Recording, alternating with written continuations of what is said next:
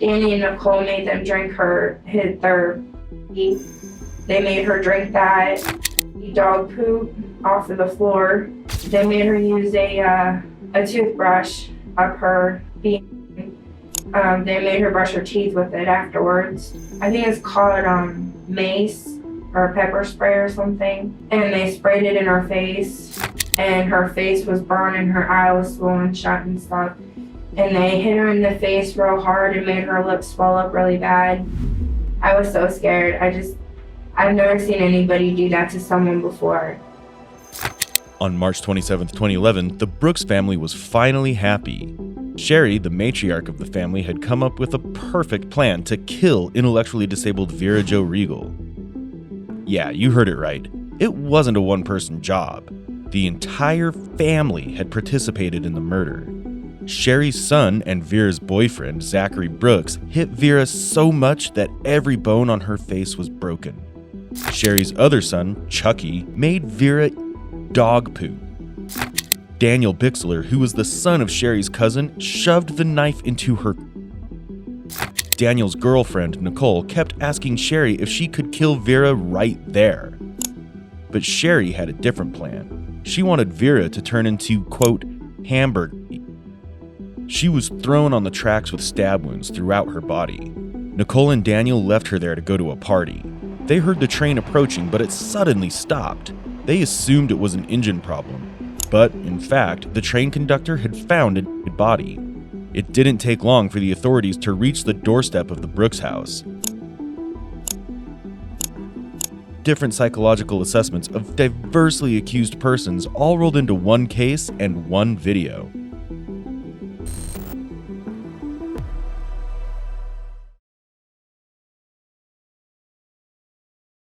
They were saying what they did and stuff, and then who's they?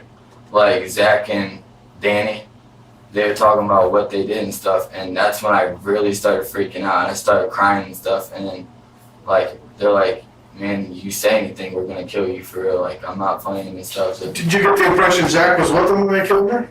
What? I believe he was, because there's no way, you know. How would he know all the stuff? Well, what did he say, though? He just said how they killed her and stuff and how they tortured her and stuff like that, and I didn't believe it. Can you give me examples of what they told you? Like, they said that they slit her throat, and after they slit her throat, she was begging to come home to her daughter. Who told you that? Zach and Danny. And when she was begging, they stabbed her and stuff, and they tortured her and stuff like that. And I just broke down because, like, you can ask my mom, I go basketball, I work with handicapped kids. I could never imagine doing something like that. Zach said something about her throat. Danny said something about stabbing her in her heart. And Nicole was like, we cut her from like right here to like right here and stuff. And yeah, Nicole said something about sticking a knife up her, something like that. And guards said they tortured her. Did you ask any other questions or anything? No, because I was scared. Okay. This is Alan Kapp. He finds himself in the hot seat, delivering responses with the rapidity of a ticking time bomb. What drives this urgency? It can be assumed that, fearing implication, Alan perceives quick answers as a lifeline to distance himself from the crime. Alan held the secrets of Vera's life and death close to his chest, yet chose silence when the moment demanded truth. Just the reason I got why they killed her is because this is the story I got from Zach. Like, I'm gonna be straight up. Just Zach told me that Vera, because you know how she's not all there, right? Yeah. She took pepper spray and she sprayed it all over the house because she thought it was cologne.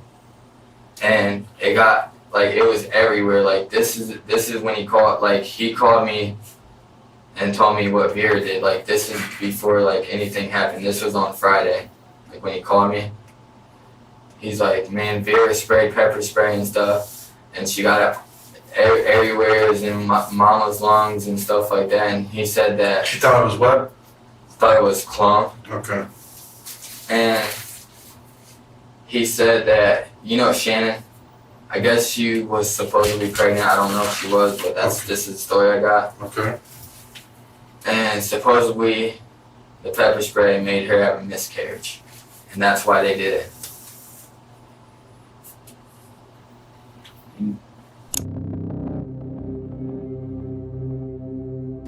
Okay, so what brings you up here today? Well, I had gotten some information that that I was getting arrested Okay.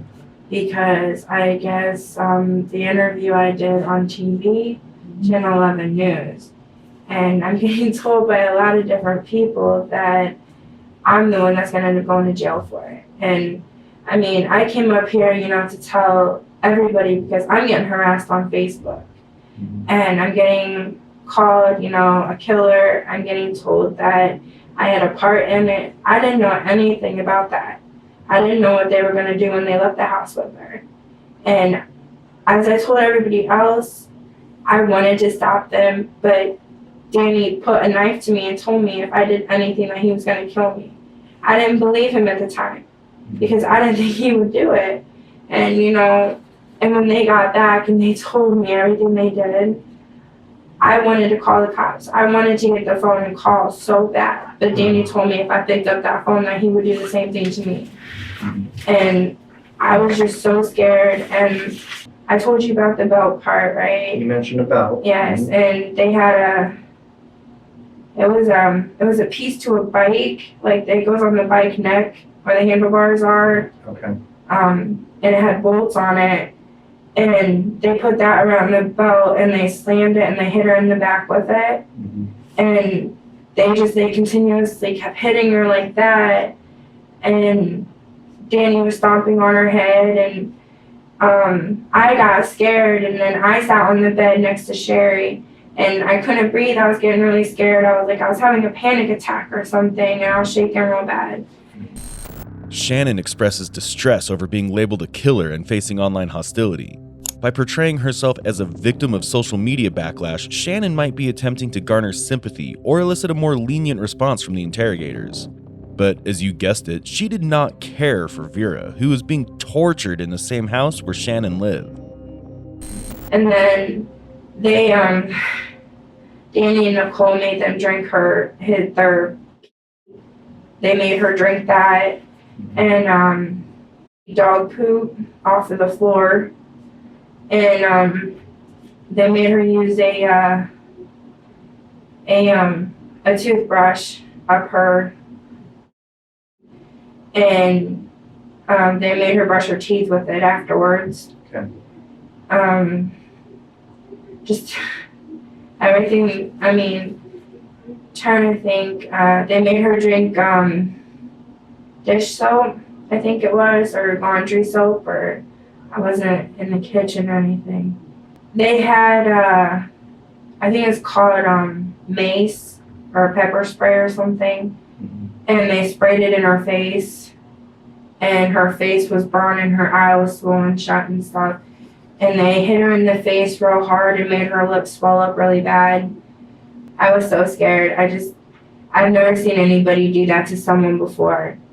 And I didn't know what to do. I sat on the couch, thinking somebody else would, pick up the phone and, call the cops or something. And I just think that everybody in the house was scared because no one's ever seen Danny like that before. And that was the first time I ever met him. I didn't know him before then. And he had just gotten out of prison and no one would tell me why. And, I got really scared and stuff. And my husband, when he found out that Danny had held a knife to my left side of my neck, my husband, he was trying to protect me and stuff. So, he got in between me and Danny and told Danny, to stop because he was going to end up hurting someone really bad. And I guess I'm just really scared. I don't know. I'm really worried. I can't sleep at night now because I'm just worried that, something's going to happen. Shannon has entered the room with a purpose. She's not waiting for investigators to question her. She's here to reveal and list down everything. Her parrot speech goes beyond mere recounting. This pattern may indicate a compulsive and urgent need to steer and dominate the narrative. Yet Shannon's focus extends beyond the events themselves. Her emphasis on her emotional distress aligns with a victim mentality. She seems to be attempting to deflect attention from any potential role she played.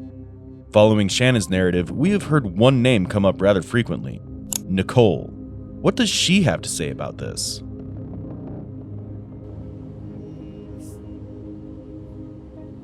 You said they acted like they were getting along okay? They acted like everything was fine, but knowing Vera, she never really acts like anything wrong. She just go along with anything anybody tells her, you know. She's probably the sweetest girl I've ever met, to be honest. Okay. Can you tell me why Danny be hitting her or pushing her? Danny hit her? Yeah. I have no idea about that. Okay. Did you see that? I have no idea about any of that. Again, we talk about being truthful, okay? I have no idea about any of that. Okay. You never seen Danny lay a hand on her? No. Because she was looking at him? No. Okay. Did you ever get mad with her because he was looking? I mean, I get mad with her, but I just walk away because I know my temper. Okay. I just kind of say, Vera, just please stop looking at me. I was like, he's not with you. Okay. He's with me. Why did that make you mad? If she's just, you think she's trying to come on to him or what? Because she told Sherry that she wanted him. Okay. Her exact words, I want to be Danny. And then she said she wanted to be with me. So it kind of makes me mad, you know, but I just Did she want to be with you too? Okay. because I guess she's bi or something. Okay. But I just kind of walk away from it because I know my temper and I'm trying to. I mean, did you ever lay hands on her? I can't hit somebody. And did you ever see Danny lay hands on her? I've never seen him lay hands on her. Did it get heated? Did she say anything back to you? What'd she do? How'd she react? She just kind of said, okay. I really don't know, honestly, what goes on, and I just started living there like a week ago. Right. So. You were talking earlier about your temper, and you know how your temper is. Tell me about your temper. What's that all about? Normally, I would go and punch walls, like, before I even started hanging out with Danny and started dating Danny again. My friend made me really mad. So I went outside and I punched a fence, some 4x4s, and then I went back inside and punched a texture wall. How long ago was that? When assessing a person based solely on video evidence, speculation can only take us so far. Nonetheless, we can definitely and surely say that Nicole embodies the traits of a master manipulator. Her attempt to paint Vera in a positive light, even as she knows she herself killed Vera, suggests she's a monster. If we put it more formally, it highlights an intense lack of empathy and remorse. Thirdly, her ability to lie convincingly and manipulate others can easily be related to sociopathic traits. Lastly, Nicole's apparent ease in constructing a deceptive narrative reveals a capacity for calculated dishonesty. That's my business card. What's that? Brings it back. You were gonna get a female officer in here? Just the Yep. You're in custody. You're essentially under arrest at this point. Just not okay, gotcha. That's my business card. I would advise you, if for some reason this takes a bad turn and there's something you didn't tell us, you may want to tell us before we find out. Then you're going, not so good. You know what I mean? Like he said earlier, it's best to get it all out before when we start looking into this and find out what happened. Okay? So like he said, when you get with your mom, if there's more that we need to know, please contact us, and that way we can talk to you a little further, okay? Any questions? Like he said, you're under arrest, you're not free to leave, so just hang tight. We'll try to find that female officer and we'll get you taken care of, okay? Yeah. And also, when you're talking to your mom, you might let her know that you talk to detectives and that we don't usually work on Sundays. Okay, that's how serious this is, okay?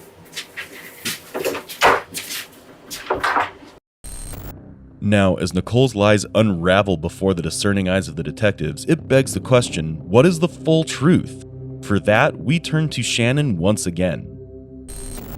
Vera, she got up to go to the bathroom, and I looked over and I seen Nicole follow her into the bathroom, and I was sitting on the couch watching the baby, so she wouldn't like go in and step on mom's feet or anything.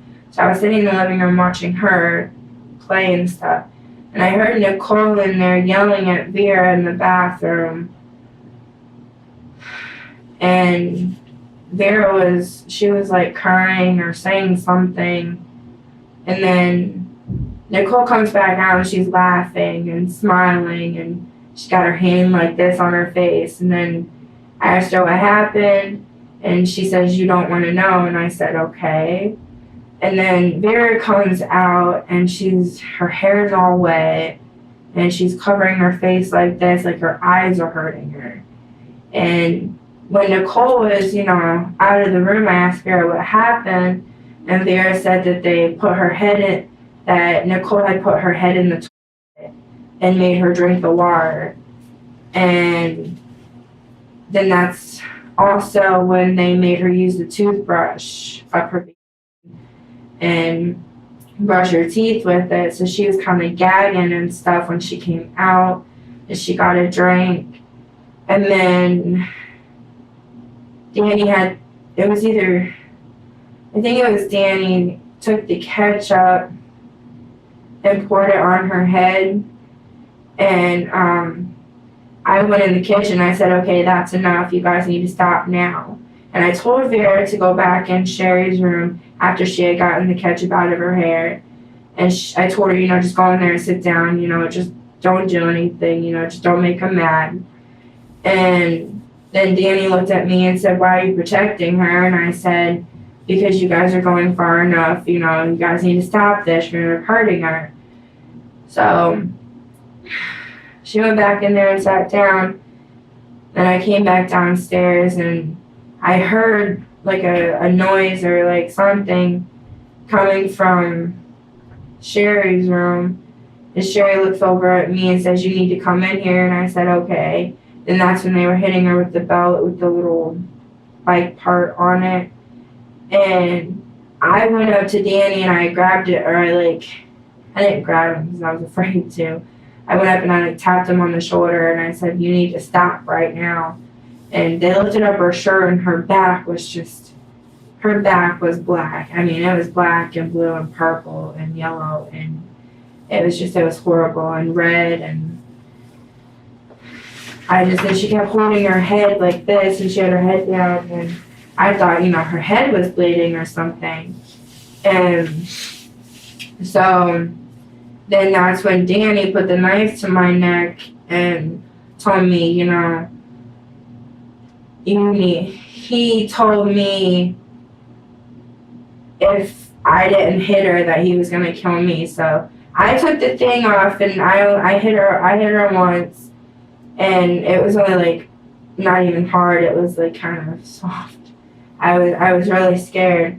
So then he kept going closer and he's like, "Do it again." And I was like, "No." And I threw the belt, and then Nicole grabbed it, and then I ran out of the room because my husband had gotten back after they had went to get trash bags. And then I had went to him, and one of the boys, I think it was Chucky, the youngest one, had told Michael what Danny did. And then Michael had gotten mad, and I told him just to calm down and sit down. So I sat down on the couch with him. And then finally, they left her alone for a while. I was sitting on the couch because someone had sprayed something upstairs, and it was coming down, and I ended up going to the hospital because of it. And then after I got home, Danny and Nicole were upstairs when I got home on the bed they were sleeping on. And all I said to them when I walked up was, "I lost my baby." And Danny looks at me with this stern look on his face. And he said, that's it. I'm going to kill her. And I didn't think anything of it. I didn't think that he would actually do it. And I laughed, and I was like, yeah, right. And I walked in my room. I laid down for a little bit. After absorbing the harrowing details, you might be shocked, wondering why such cruelty was inflicted upon Vera, and perhaps more baffled by the silence that followed. Let's find the answer to this question as the interrogation progresses. We may never know that answer for sure, but we could find some traces of it using the controversial art performance piece known as Rhythm Zero, conducted by Yugoslav artist Marina Abramović in 1974. It was a social experiment and a provocative exploration of human behavior and the boundaries of free will. Abramović arranged 72 objects on a table, ranging from feathers and honey to a loaded gun with a single bullet. She encouraged the audience to interact with her using these items in any manner they chose. Initially gentle, the interactions became dark as participants began inflicting harm on Abramović, cutting her clothes, inserting thorns into her stomach, and even pointing the loaded gun at her. Rhythm Zero revealed the potential for abuse of power when individuals are given unchecked authority. Now, whether this means we all harbor a dark side is up for debate, but cases like that of Vera Jo compel us to acknowledge the unsettling possibility that the capacity for darkness lurks within all humans. In this case, everyone connected, be it Brooks' family, Sherry's son, their partners, ex-partners, friends, or relatives, either directly participated in violence or chose silence. Maybe, definitely, the capacity for evilness isn't exclusive. Well, I went back downstairs and Vera was getting her shoes on. This was around 9:30. Yeah, it was around 9:30. And I walked down and I asked Vera, I was like, where are you going? And she said, well, Danny and Nicole want me to go with them somewhere. I was like, okay. And I had asked her again, I was like, where are you guys going? And she told me, well, I'm going to meet up with my boyfriend. I don't want to walk alone. I said, oh, okay, which her boyfriend at the time was Larry Spence. So we figured, okay, she's going to meet up with Larry and then, she'll probably go with him for a little bit. So they left. Then about a half hour later, they came back around 10:05 or 10:15. And then Nicole walks in and she looked at me and she was shaking and she was like, she's gone. She's gone. She kept saying she's gone. And I was like, what are you talking about? And I was scared. I was like, oh my God, please tell me you didn't do anything. And she's like, don't worry about it. Don't worry about it. And I was like, and I stopped. Like, I couldn't talk or anything. I was like, oh my God. And then Danny and Zachary and Garth had left. And they went over to Danny's sister's Desta's house and to get drunk, I guess. I'm not sure about that story. They came home, or it was like 12:30, 1 o'clock, they came home. And they came barging in our room. And, they're all three drunk and stuff. And I asked Danny, I was like, why'd you do it? And he's like, because I wanted to. And I was like, well, that's not a good enough reason. You shouldn't have did that. That was wrong. I mean, she didn't deserve that. And all he did was look at me, smile, and say, yes, she did. Nicole, she didn't say anything, so I was guessing she passed out. They had her throat all the way around, all the way around. And that they had stabbed her under her left, and that they had stabbed her in the heart. And they had took the knife and they put it up her behind, and they had twisted, and that they stuck it up her, and they also did the same thing. And Who was actually saying that, though? Which one of them was telling you? Nicole told me that.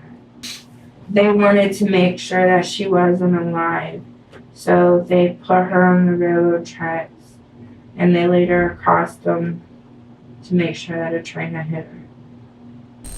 Within Brooks' family, there seems to be a pervasive presence of groupthink and conformity where each member of the family, from the eldest to the youngest, seemingly fell in line, participating in various forms of abuse directed at Vera. But why? Everyone in that family was wanting to fit in and find acceptance. And then there's the fear factor. The fear of standing out and being the odd one. It was cranked up to the max. The whole sense of belonging depended on just going with the flow, even if it meant doing things they had never dreamt of. In such situations, there's often a puppet master pulling the strings, and in this family, it was the matriarch of the family, Sherry. Now, here's a thought grenade for you. How much of this behavior is conscious? Or were these people just following an unspoken script written by Sherry? Yeah, said that Vera was looking at Danny. Well, you know handicapped, slower people, they tend to stare anyway. And she said, what do you want, my boyfriend now? She said, boom. Started hitting on her, slapping her, punching her, and then took her fucking head and ramming it into my dresser. And it's like, oh my God. Took her head and rammed it in your dresser.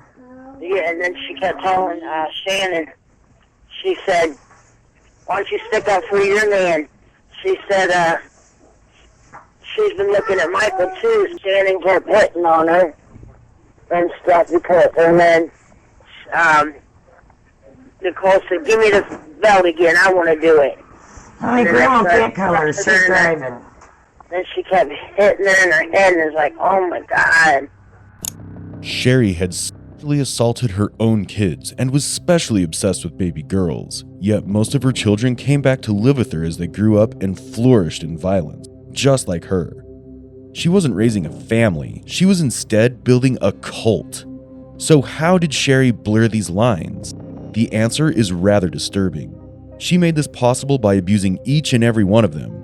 You might have heard of Stockholm Syndrome, which is a psychological phenomenon where victims develop feelings of attachment and empathy towards their abusers. To answer why is rather difficult, but it can be due to a combination of fear, isolation, and perceived acts of kindness. They had her by her hair and they were just hitting her head on the floor and kicking her and punching her, and they had grabbed something from outside and they were hitting her with that.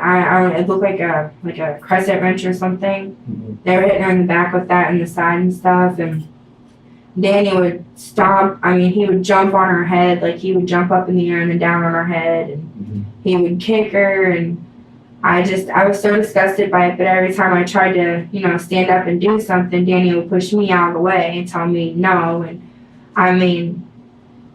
it's just, I wanted to stop him, and it won't get out of my head. It won't leave, and yeah. This information that you've said today, you didn't tell it to me on Sunday when we talked. Right. When we talked on Sunday, I was scared, and I couldn't remember everything. I was having a blank in my head, and I think it was because I was nervous and I was scared. So you're telling me that Danny threatened to kill her, and then Danny and Nicole leave with her, and it doesn't register to you what's going to happen?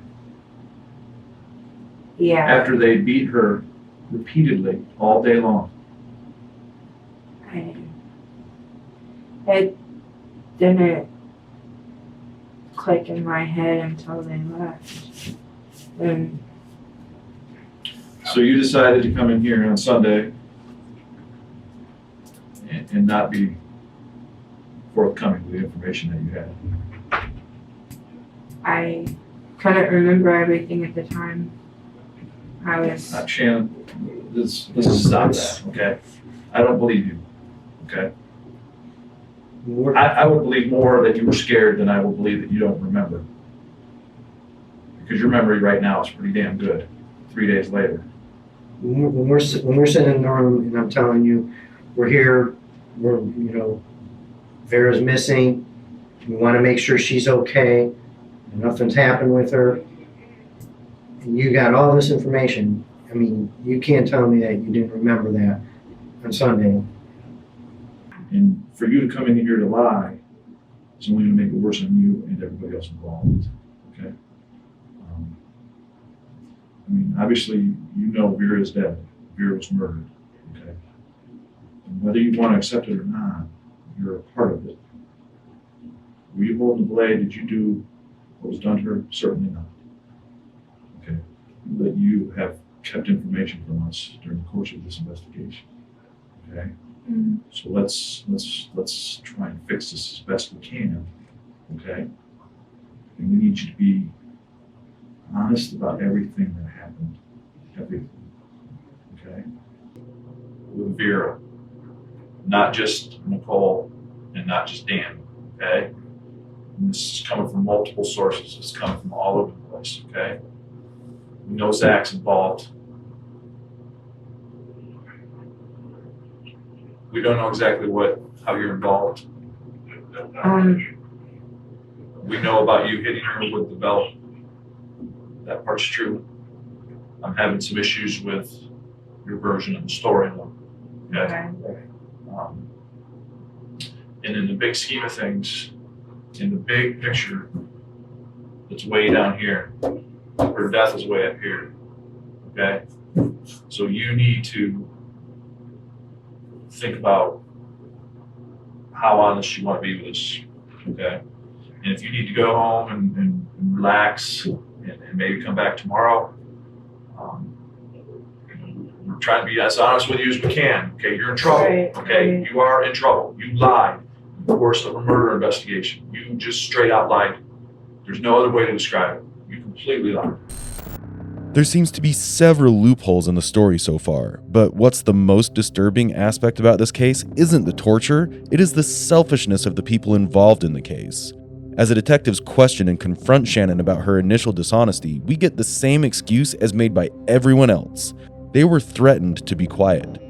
Sure, the family was twisted and capable of killing, but does that discount these people of their responsibilities?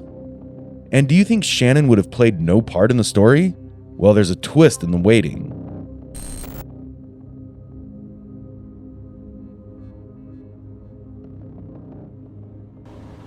I do not want a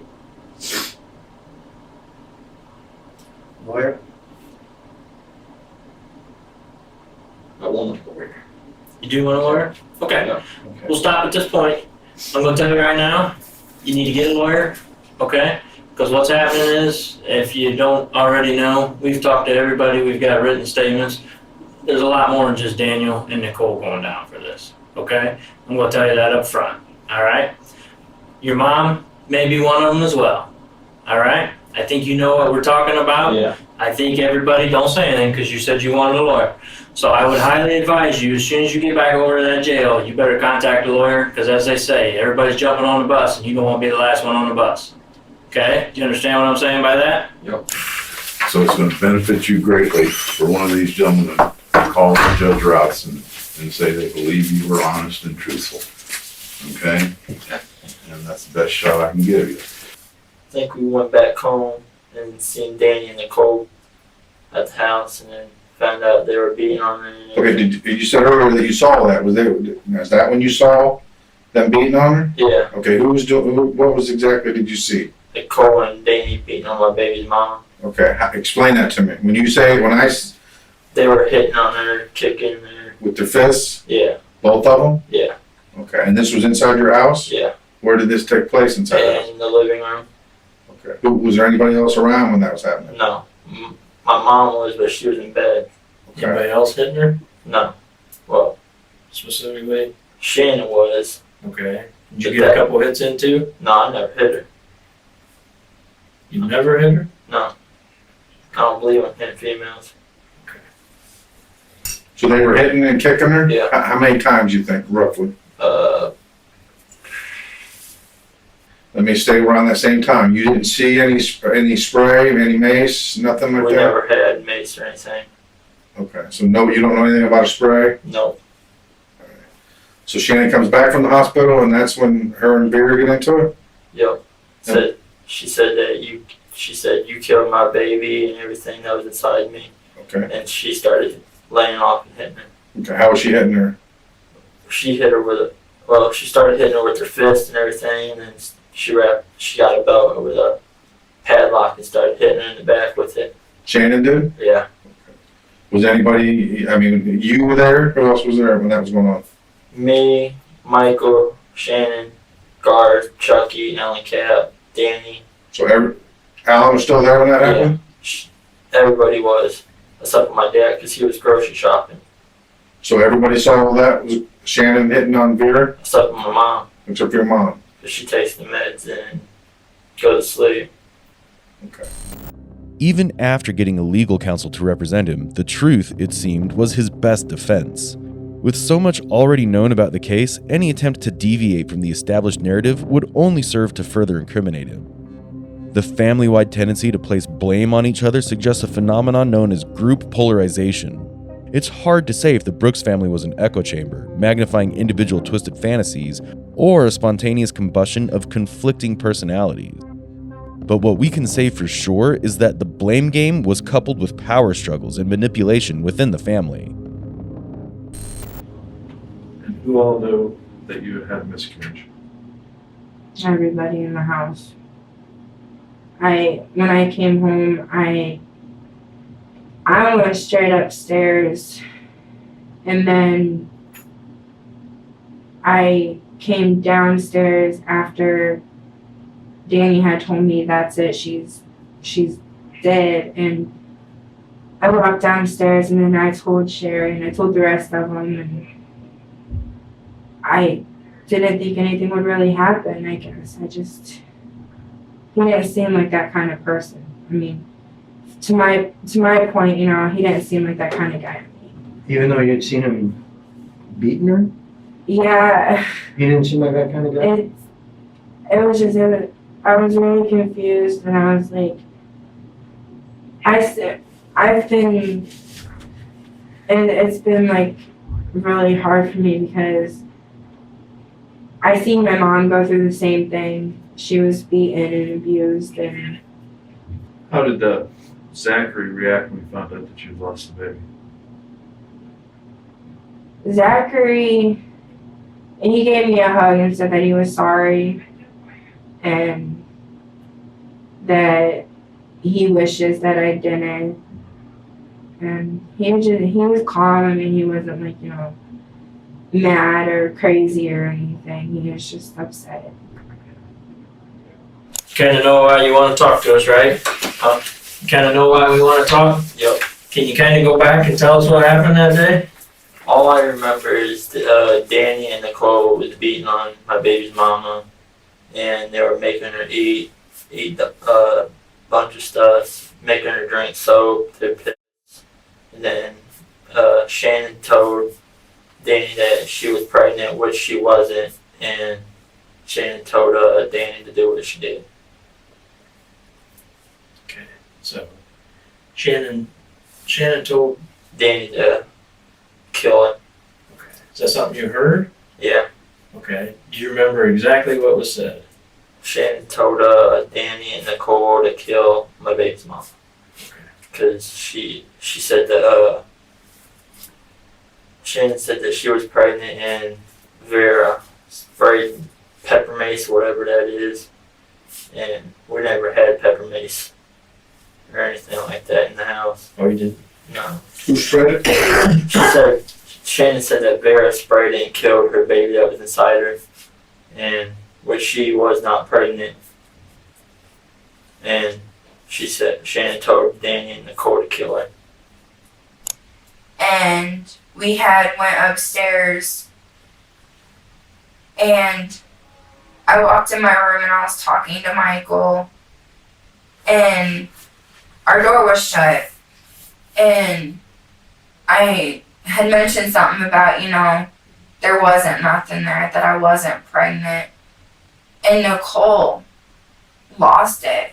She came in our room and she's like, "You lost the baby." I was like, "Whoa, I never said I was pregnant, I said I'm not." There was nothing there. What you told me today is quite a bit different from what you told me the first time around. Okay? First time around, you told me that, you had done several self-pregnancy tests that showed you were pregnant and everything. I did forget to mention that today, but yes, I did do them at home and they were positive, but then when I went to the ER and told them what they had said, and they had done a blood test that had come back negative. So I, in fact, was not pregnant. So it's been like that for a very long time. The truth finally came to light. Shannon's claim of having a panic attack while others attacked Vera juxtaposed with her role as the initiator of false accusations and subsequent abuse. She'd gone out of her way to frame Vera just for the sake of it. Because everyone tortured her, why would Shannon hold back, right? But she clearly didn't expect that it would be Vera's last day. Shannon can be seen having a victim mentality right from the start, but the fact that she can see herself as a target of circumstances, even when she played an active role in causing harm, is just purely disturbing. Like we talked about being truthful and honest, okay? That's not matching up with a lot of the other witnesses, okay? So if you went with them, we need to know everything that happened. I didn't go with them. I'm not saying when things happen, but I'm saying as far as drinking and all that. I didn't go with them. I went by myself to my cousin's house. Well, I didn't go by myself. I went with my brother Garth. Okay. In Allen. Yeah. And you guys didn't all go together, meaning Nicole and Danny. No. Because both Garth, Michael, Shannon, they all said that you went and helped. I mean, I never went to the hospital with them. and how long do you think Shannon hit on her with her fist and with the belt and the lock? About 20 minutes. Okay. Anybody try to help her? Well, I got in a fight with my cousin because Who's your cousin? Danny. I got in a fight with him. But he said that if I said anything, he was going to kill me. Okay. So I got in a fight with him and told him to leave her alone. And then you said why Shannon did Nicole and Danny jump in too? Is that what you're? Huh? You said earlier that Nicole and Danny were hitting. Yeah. And then was that after Shannon or at the same time? So after Shannon did it, and then Nicole and Danny jumped in. What all were they doing? They were still beating on her, making her drink piss. And Where did the piss come from? then Did they pee in? What they pee in? Or a cup, okay, do you know who did that? both of Both of them peed in the same cup or different them, cups? different cups. And they made her drink it. What else did they make her do? They made her eat dog shit, cigarette butts. They made her drink soap. That's something everybody was participating in though, right? No. Just Shannon and Danny and Nicole. At no time did you hit her or I never anything at hit that her. point.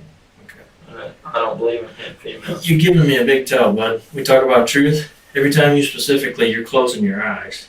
I'm telling you Okay. the truth. Not on everything. All right? I'm going to tell you that up front. You're closing your eyes when you answer. All right? And we talked about that at the beginning to be truthful about all of this, okay? We know you were hitting her. I was not hitting her. You have. You did. No, I didn't. We know that. All right?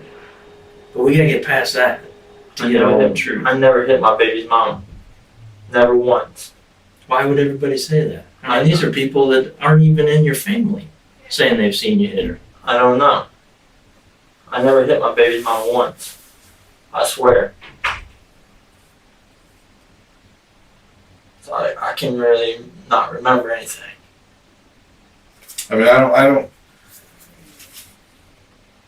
Your call, guys. I mean, I just don't see any sense. I mean, I'm not saying he's lying. I don't know. It's not matching up with all the other statements about who went to the hospital. I mean, and like I told you out there, if the little stuff doesn't match up, there's nothing criminal about going to the hospital with your I sister-in-law. understand that, and I explained that to her. We got to get him back shortly, too. I know. So. He was talking about wanting to take a polygraph about what he was telling you. I explained to him it's not TV where they wire you up, ask you some questions, and let you go.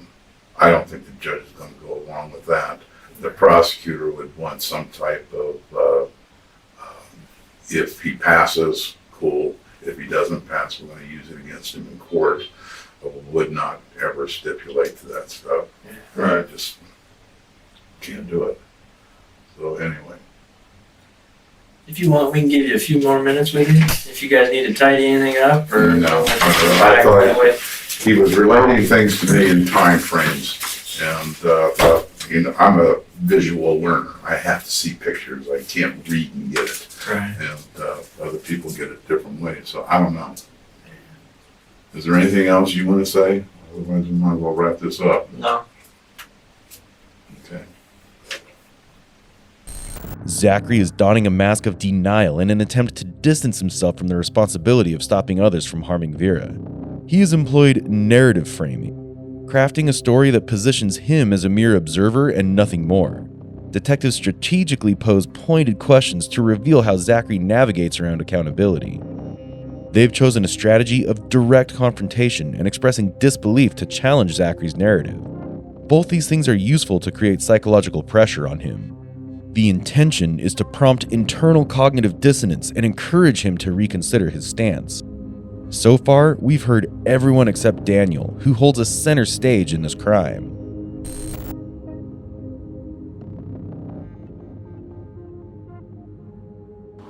Tell us what happened. I mean, you basically told us what happened. If the cards fit right, you could be looking at a death penalty.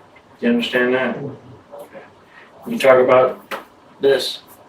You go see that kid if you get the death penalty? Not for long. Right? And I don't know what the policy is in some of those places if they do the death penalty. You may not get to see a kid if you're on death penalty. I don't know what they do.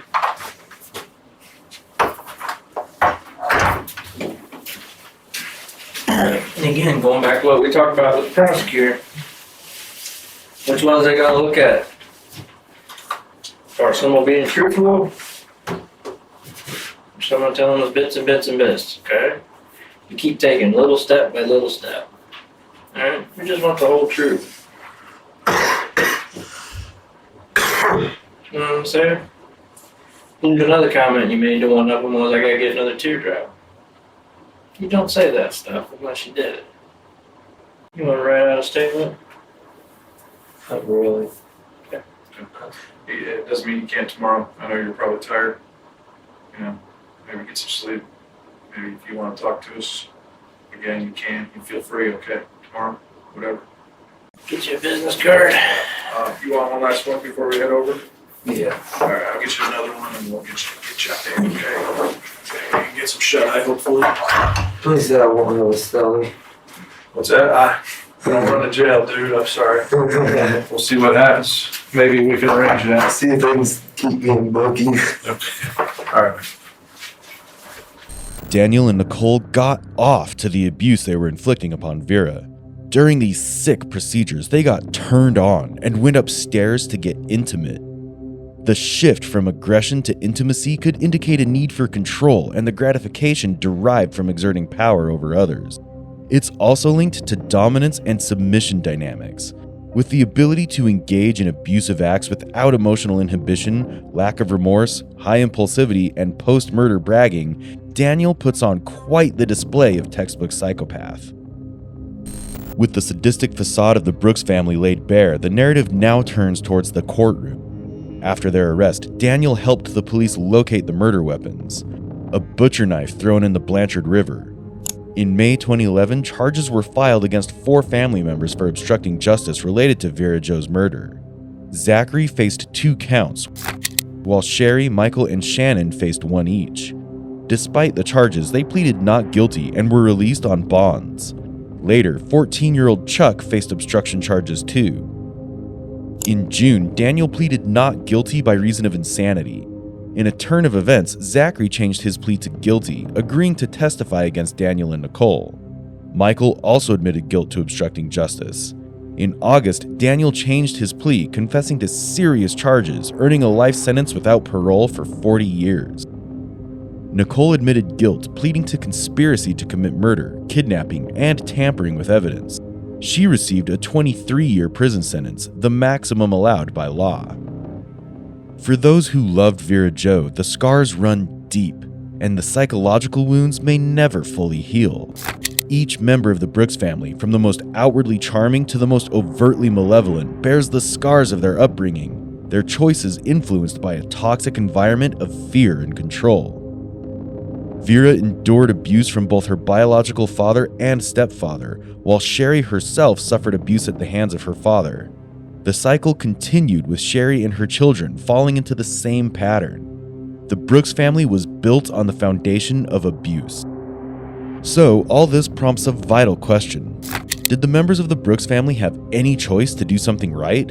Given the context, we invite you to share your thoughts and insights on this case. What's the location of your emergency? Yes. My son is unresponsive right now. He got something coming out of his mouth. What do you think is coming out? I'm not sure what it is. I know he likes to eat his own poop and lay in his own pee all day. Can't get him to eat his breakfast. He don't want to eat his breakfast. All he want to do is eat his feces, so. He said he pulled it out and he was squirting blood? Yeah. The tart? On the tart. No, he pulled the stick out. Or whatever, the stool piece. He pulled it out of his. If you're already appalled, you're not even 1% ready for what this 30-year-old man, Almutahan McLean, is going to share, do, and act out in this video. On December 16, 2019, his son Dakota Collins was supposed to turn 11, but that celebration was one he would never see. Instead, on December 13th, Al made a 911 call that left everyone's blood boiling. What do you think is coming out? I'm not sure what it is. Can you clean that out of his mouth a little bit? Take your fingers and clean it out of his mouth, just so he doesn't choke on anything? Yes, ma'am. I mean, just mental behavior. See, he just hurts himself all the time. He wake up, don't get his way, slam his head, eat his.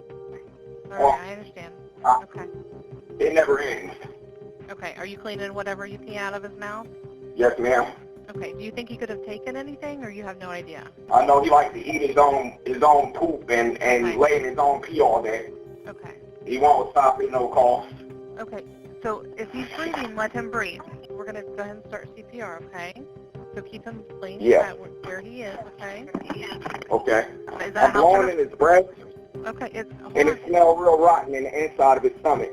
Is he breathing? And you're going to blow 2 breaths into his mouth, okay? You're going to cover his mouth with your mouth. Go ahead.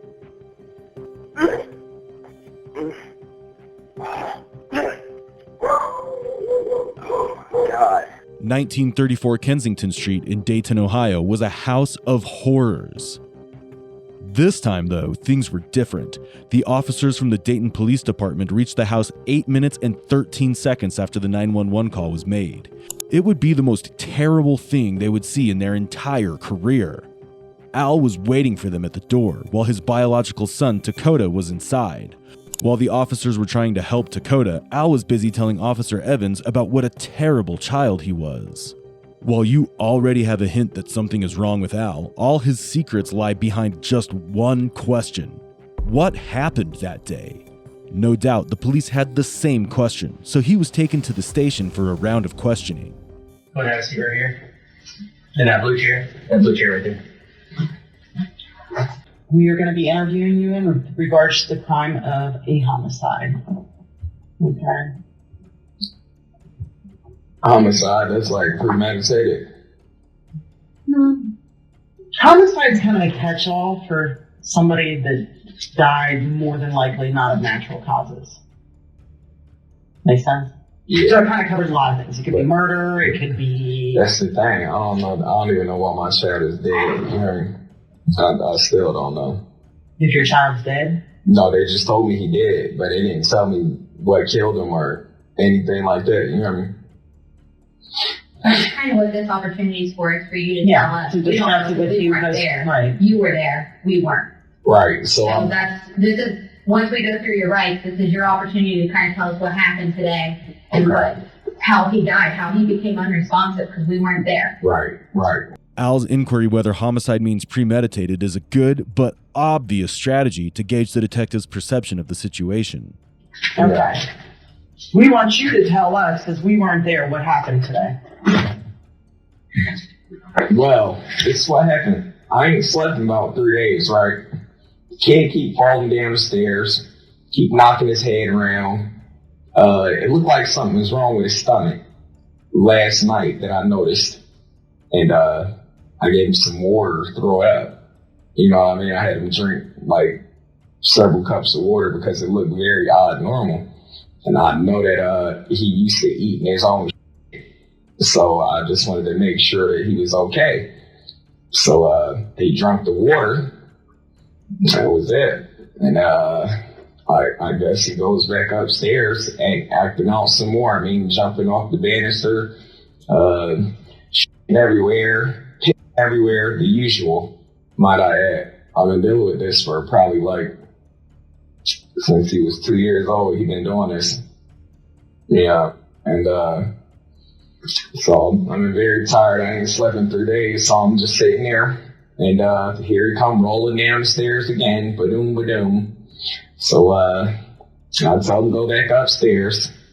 A little while later, I go up there. I see a stick in his ass, like a chair leg.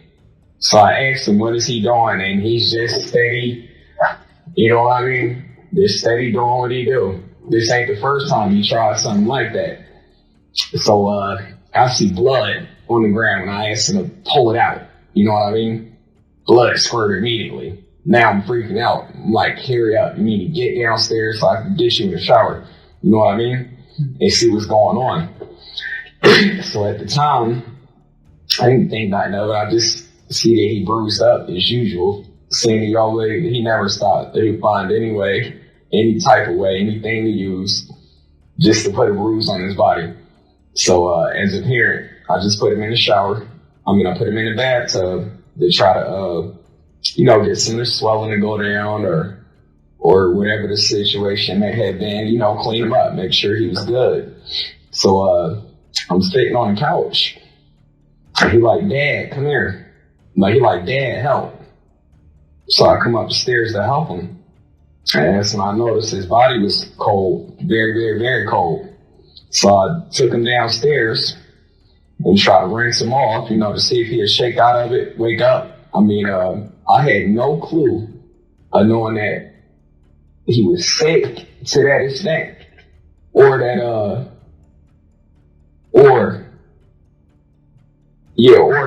this is gonna go anywhere near this far. I just figured he was doing his normal acting out. He was kind of tweaking a little bit, you know what I mean? But as far as just like this, this is my way of describing it, just like this. But this is something that he done pulled for many years. All the time, damn near every day. Every time he don't want to have his way, this is what he's pulling. Can't get him to eat his breakfast. He don't want to eat his breakfast. All he want to do is eat his feces. So I'm like, all right, at this point, there's nothing I can do but let him sit there and lay down. Okay. So, like I said, he said, Dad, help. And I came up the stairs. That's why I'm shocked. Right now, I'm not even crying or nothing. I'm just like in shock. Like, my child really dead? How? You hear me? Is what I don't understand. Now, I know them girls didn't do nothing to him and kill him. I just don't understand it. I'm very serious. That's where I'm at. It was shocking. Yeah. Al seems to be laying the groundwork for a narrative where his abusive actions can be painted as reactions towards a difficult child, which brings us to Al's discussion about Dakota eating his own feces. What you're about to hear now will make a shiver run down your spine. Dakota was a normal child born in a dysfunctional family. When Al's 3-year-old brother came to live with the family, Dakota's clothes were taken away, and he was made to live in the attic upstairs because Al considered Dakota a threat to his little brother. So a new house rule was made. Dakota could only use the restroom when Al's brother was asleep. Dakota ate food like the rest of us until one day when he defecated in the attic because he wasn't allowed downstairs. Al, in a fit of rage, thought the best way to clean the attic was to compel Dakota to eat his feces. Dakota refused, cried, and begged, only to have Al wear a glove and force feed him. Ever since then, Dakota continued to do this as he thought he'd be beaten up more than usual if he didn't. Yeah, my little brother started living with us, right? And the Bob want to get aggressive with him and, try to take his clothes off in front of him and stuff like that. So, I mean, I had to protect him. I had to just send Dakota upstairs. I mean, the living environment, it was fine. It wasn't, it was perfect, actually. When he went up there, it didn't stink. He had a bed, he had clothes, he had everything he wanted. But this is the point that I'm trying to make as a parent. This how far this go. I mean, I had social services out there. I called the police. The police told me he was being unruly and that when he got a little older, they'll be able to, put him in some type of juvenile center. And I mean, this is the day after he jumped out the window. I mean, I'm traumatized every day. It's a new show. Here we have two sides. First, there's Al lying through his teeth, saying he was trying to take care of Coda and provide him with everything that he needed. The second is the data that the police have already collected, which highlights Al's failure to provide proper food, clothing, and sanitary living conditions for his son. Dakota hadn't just jumped out of the window for fun. It was his fight or flight reflex. Now, whose side you believe is your choice. Like, he would come down, I would invite him to watch TV. And he's my son, he was handsome, he looked just like me. You know what I mean? And I would invite him to sit down, watch TV, and this, that, and the third. And he would just, and I mean, the smell was so loud, I can go up there and clean it every day. And 5 years from now, you'll probably smell it. So if it was the fumes, I don't know what it was. I mean, I did everything in my power. That bucket that was upstairs, I used to put soap and water in it and have him clean it up. Clean the floor up, clean your walls, clean it up. Like, it's just unbearable. I'm downstairs on the couch. I can't even sleep because the smell is so strong. Yeah. I mean, outrageous. And he getting put in the shower every day on a regular, you know what I mean? But regardless, it'd be like you never put a drop of water or soap on him. It's very shocking right now, the fact that he did. I mean it. I never thought that he would end up dead. I figured if he eat his own poop, I even Googled it, like, will it hurt you? And they was like, nah, to a certain extent. You know what I mean? Just to see, because, I mean, I was to the point where, what am I supposed to do? Call the police and be like, oh, my son is over here eating today? Did you ever take him to the doctor? Yeah, he's been to the doctor. Yeah? Yep. What's the doctor? It's been so long, I don't even know. I just know it's probably like, well, my health insurance ran out. Probably close to 3 years ago. So the kid hasn't seen a doctor in 3 years? Yeah, but he been to the hospital in less than that. When So was he he at the hospital? probably like a year ago when he jumped out the window. Baby children's? Yeah, he always been very healthy. Where did you take him to the doctor? I only took him to the hospital, and I only took him to the doctor when he needed it, and it won't nothing wrong with him. He's eating his own feces. There's something wrong with him. I mean, but besides the fact, now I took that into consideration. He's been in counseling his whole life. See, I can tell y'all. So where did he go to therapy at? He ain't been to therapy in a little while. So he's on his He has been, I say, probably like 4 years ago. So he has been in counseling for 4 years, but he's been in the whole life. Maybe off and on. I probably had some online counseling services or online counselors talk to him. But Where did he go to school? he's homeschooled. Thank you. But the thing is, like, when I did have counselors speak to him, he would play them so slick to the point where it'd be like, he's all good and golden. Like, they wouldn't believe the stories that I tell them. Nobody knows what he means. He's using words like probably to answer whether Dakota had access to therapy and counseling. How can he probably be getting that? Who was ensuring it if not Al himself? Al is framing his sentences as if Dakota lived in the lap of luxury. In reality, Dakota was denied basic amenities and essential medical care when he needed it most. Despite Al's big claims, he never took Dakota to the hospital except when Dakota jumped out of a window to escape Al's beating. Since that day, Al had the window locked and covered, making the attic even more of a dungeon of punishment. At this point, it seems like whatever Al is saying is not just him trying to deflect his guilt, but also a sad effort of trying to fool the detectives. It leaves no doubt that Al's personality borders into psychopathy. He got suspended, so where's he going to school? He was going to Horseman. He's been homeschooled for the last 2 years. Who's homeschooling him? I was. Yep. Why do you have to think about that? My lip hurt. I'm just like, you know, I've been up for 3 days. As I'm telling you, I still haven't took a nap, been to sleep. So I'm doing my best. And you've been up for 3 days because he's been walking into walls and falling down? Not 3 days straight, but every now and then. I mean, he would go, maybe one day, yeah, pretty much, or yelling. No, he was just yelling and screaming. That's different than what you told us earlier, though. No, that's what he do every day. But what I'm saying is, what kept me up was his tone. Yelling, screaming, singing, dancing. Boy, it's 3 a.m. No sleep. Okay, so you homeschool him. Yes. What grade is he in? 5th grade. So, I want to talk about today. You said you haven't been to sleep, is that right? I still haven't, no ma'am. Okay. So, what happened when he woke up this morning then? He never went to sleep. Okay, so then what happened? What's been going on since 6 a.m. this morning? So, 6 a.m. this morning, I look at the camera, I see him plunging on his table. I mean, his chair. I don't think nothing about it.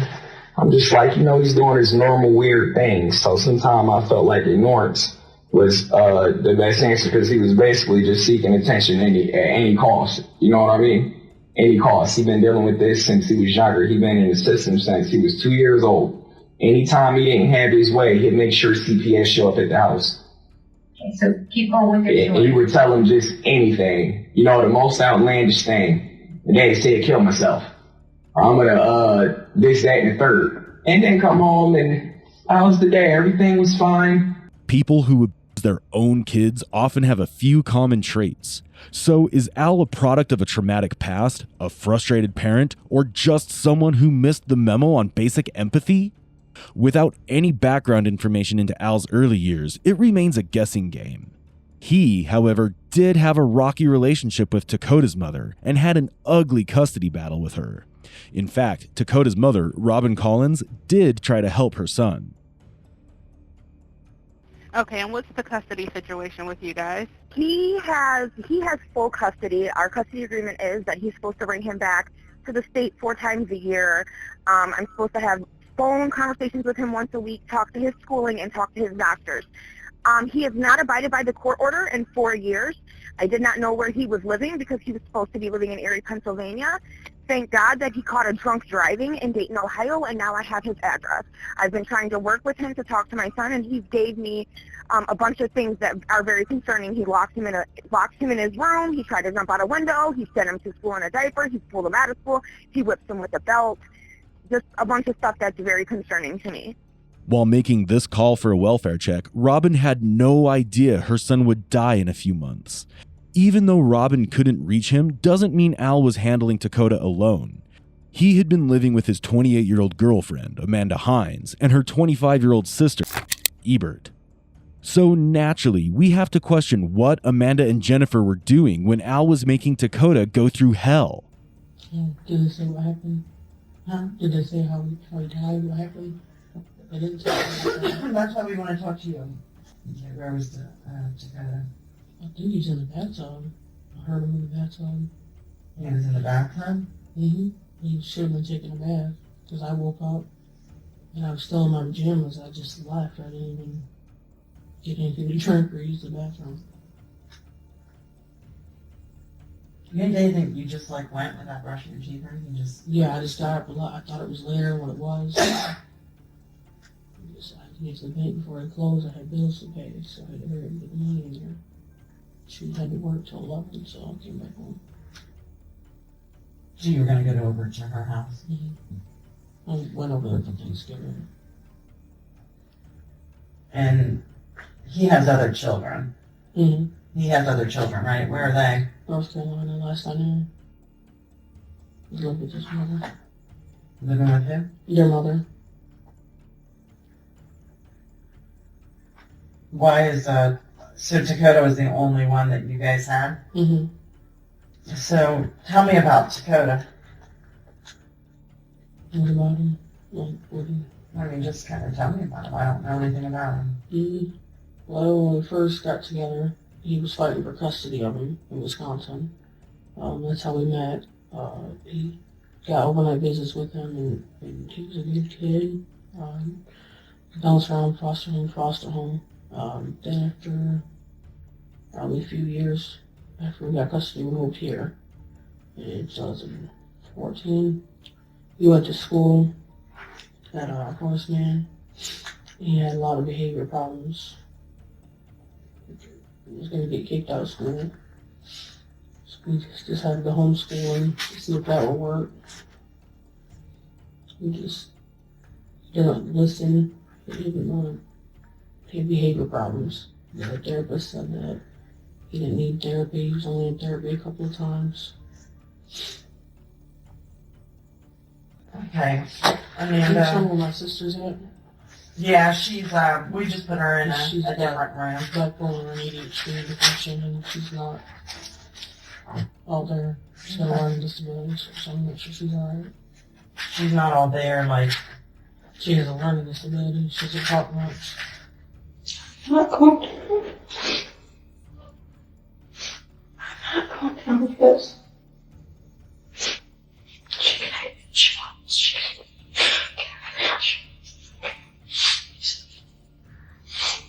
I don't care.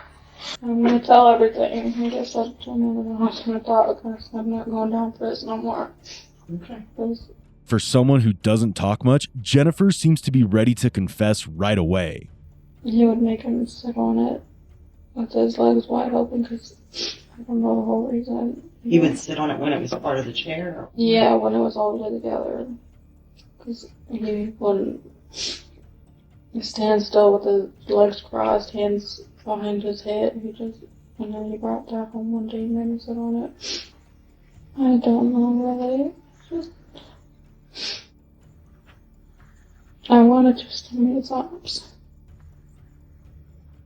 But then he would just tell us if he would come up with some stupid story when if we ever did, he would just say, oh, I'll just say this and that, and I don't know, it was just...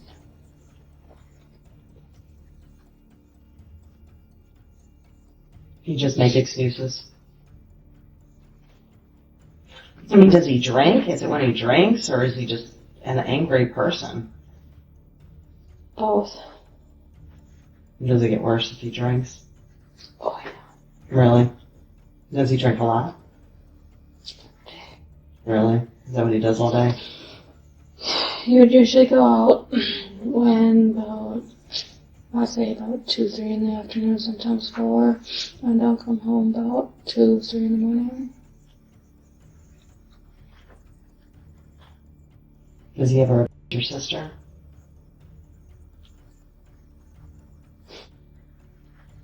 He used to when they lived in Wisconsin, but now he just throws things at the floor and punches walls. Or takes it out on Dakota? That too. So Dakota peed the bed, is that kind of what his problem is with him? Yeah, but really, and like I noticed last maybe week or so he didn't go poop in the toilet because I'm told to watch him because he likes to rub poop everywhere. So I kind of just peek in on him, see what he's doing, you know, not trying to be gross or anything, and then I noticed that he doesn't poop in the toilet, and so I told Al about that, so he asked him, fat, like, I didn't know what was going on, I just thought that he just gained weight overnight, just, you know, so I guess I could have fed him food, really good food, so. Did he actually eat though? Like, Yeah, because there's guys? no, what's that? Did he come down and eat with you guys? No, we gave him some bowls and a bowl and sent it upstairs. You had to stay upstairs and eat? Yeah. What did he eat? No, he usually what we eat, like pizza and macaroni and cheese and everything. Like, but yeah, so this morning I gave him bagels and peanut butter. Yeah, and usually, and then lately I've been just giving him everything that Joe eats is what I give him. So I don't know what's all going on with that. Are you the one responsible for feeding him for all the meals? Yeah. So when you go up and feed him, is he back in that locked area then? No, he's just, when you just go upstairs, he's right next to the railing. Okay. So he was in that area. Was the other area locked off, or? Yeah, because that's the window in the area. He was in there before, but that's when he jumped out the window and plus the ceilings all falling down and everything. You gotta get that. That's where he jumped out the window up there? Yeah, that's why it's boarded up there. And that's probably because he was being kept up there? Yeah, that too. Huh.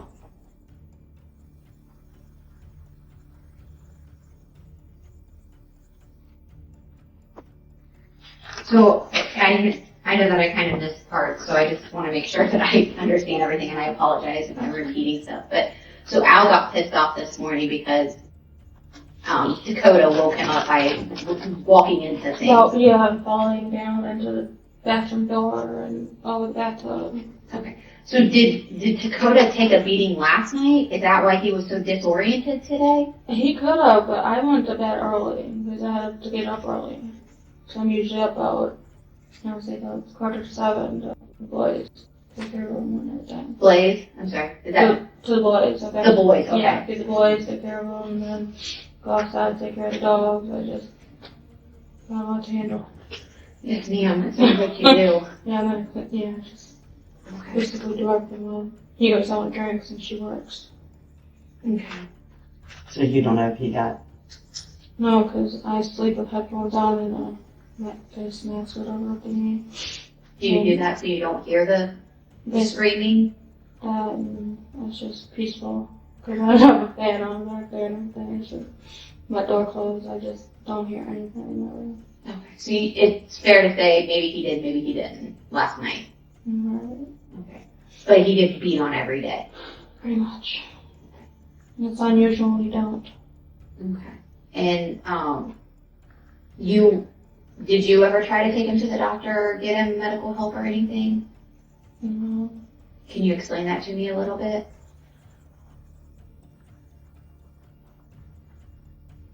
I don't know how it... I tried, but he would come up with an excuse saying Dakota's crazy and he does self-harm and everything. So he just comes up with an excuse that it's all Scott's fault. Part of like a stool or something? What was going on with that? He would make him sit on it with his legs wide open because... Like I said, anytime that I put my hands on him, it was to keep him from hurting himself. And I mean, far as I wouldn't beat him with anything, I would just grab him and like, hey, enough's enough, like arms behind your back, like the police do, you know what I mean? It was never punch you in the eye or slam you or, you know what I mean?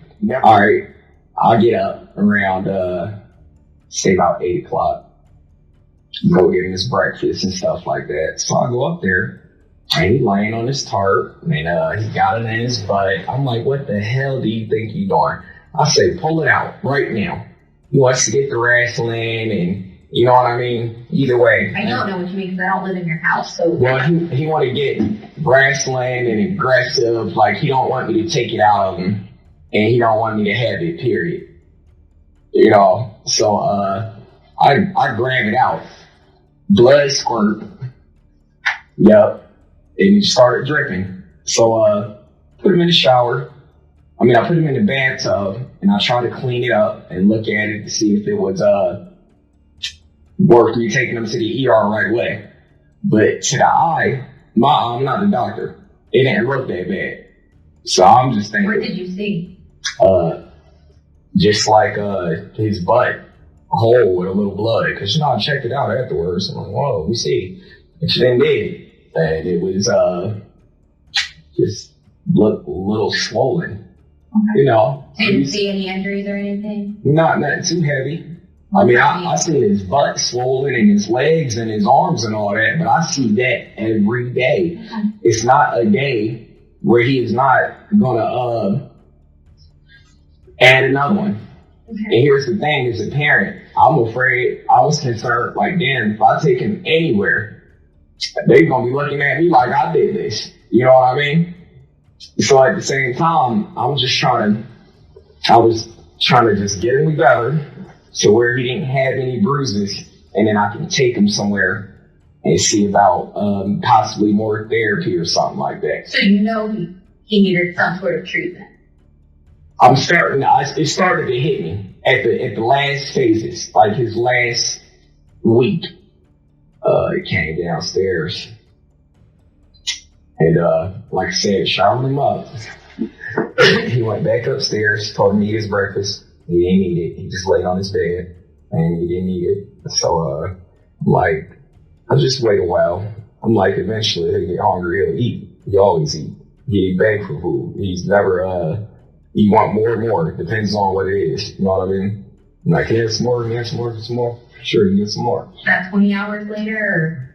Not even 20 hours later. We're talking maybe 3 hours later. Okay. So I'm just sitting there like, I'm going to check on his body again, a couple hours. Gives the time to cool off and check on it. So. Did you notice how he said check on his body and check on it? Al's choice of words provides a glimpse into his subconscious habit of treating Dakota as an object rather than a person. And the reality wasn't very different. Dakota wasn't just lightly dragged. Al had pulled him down the stairs by gripping his ear. Prior to that, Al had even stood on top of Dakota, but apparently that wasn't sufficient. So he utilized the attic ceiling to exert additional force, resulting in Dakota having multiple broken ribs. Yet if you find this unbearable to hear, it was sadly not a unique occurrence for Dakota. He endured such abuse more frequently than you would want to imagine. So where does he go to school now?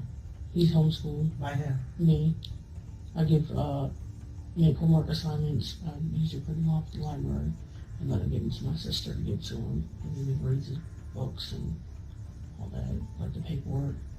So you just usually papers, usually on the tablet, Then there's a bedroom across from us, which is where Dakota sleeps at. And then my sister, we kind of made her a bedroom in the back of the house.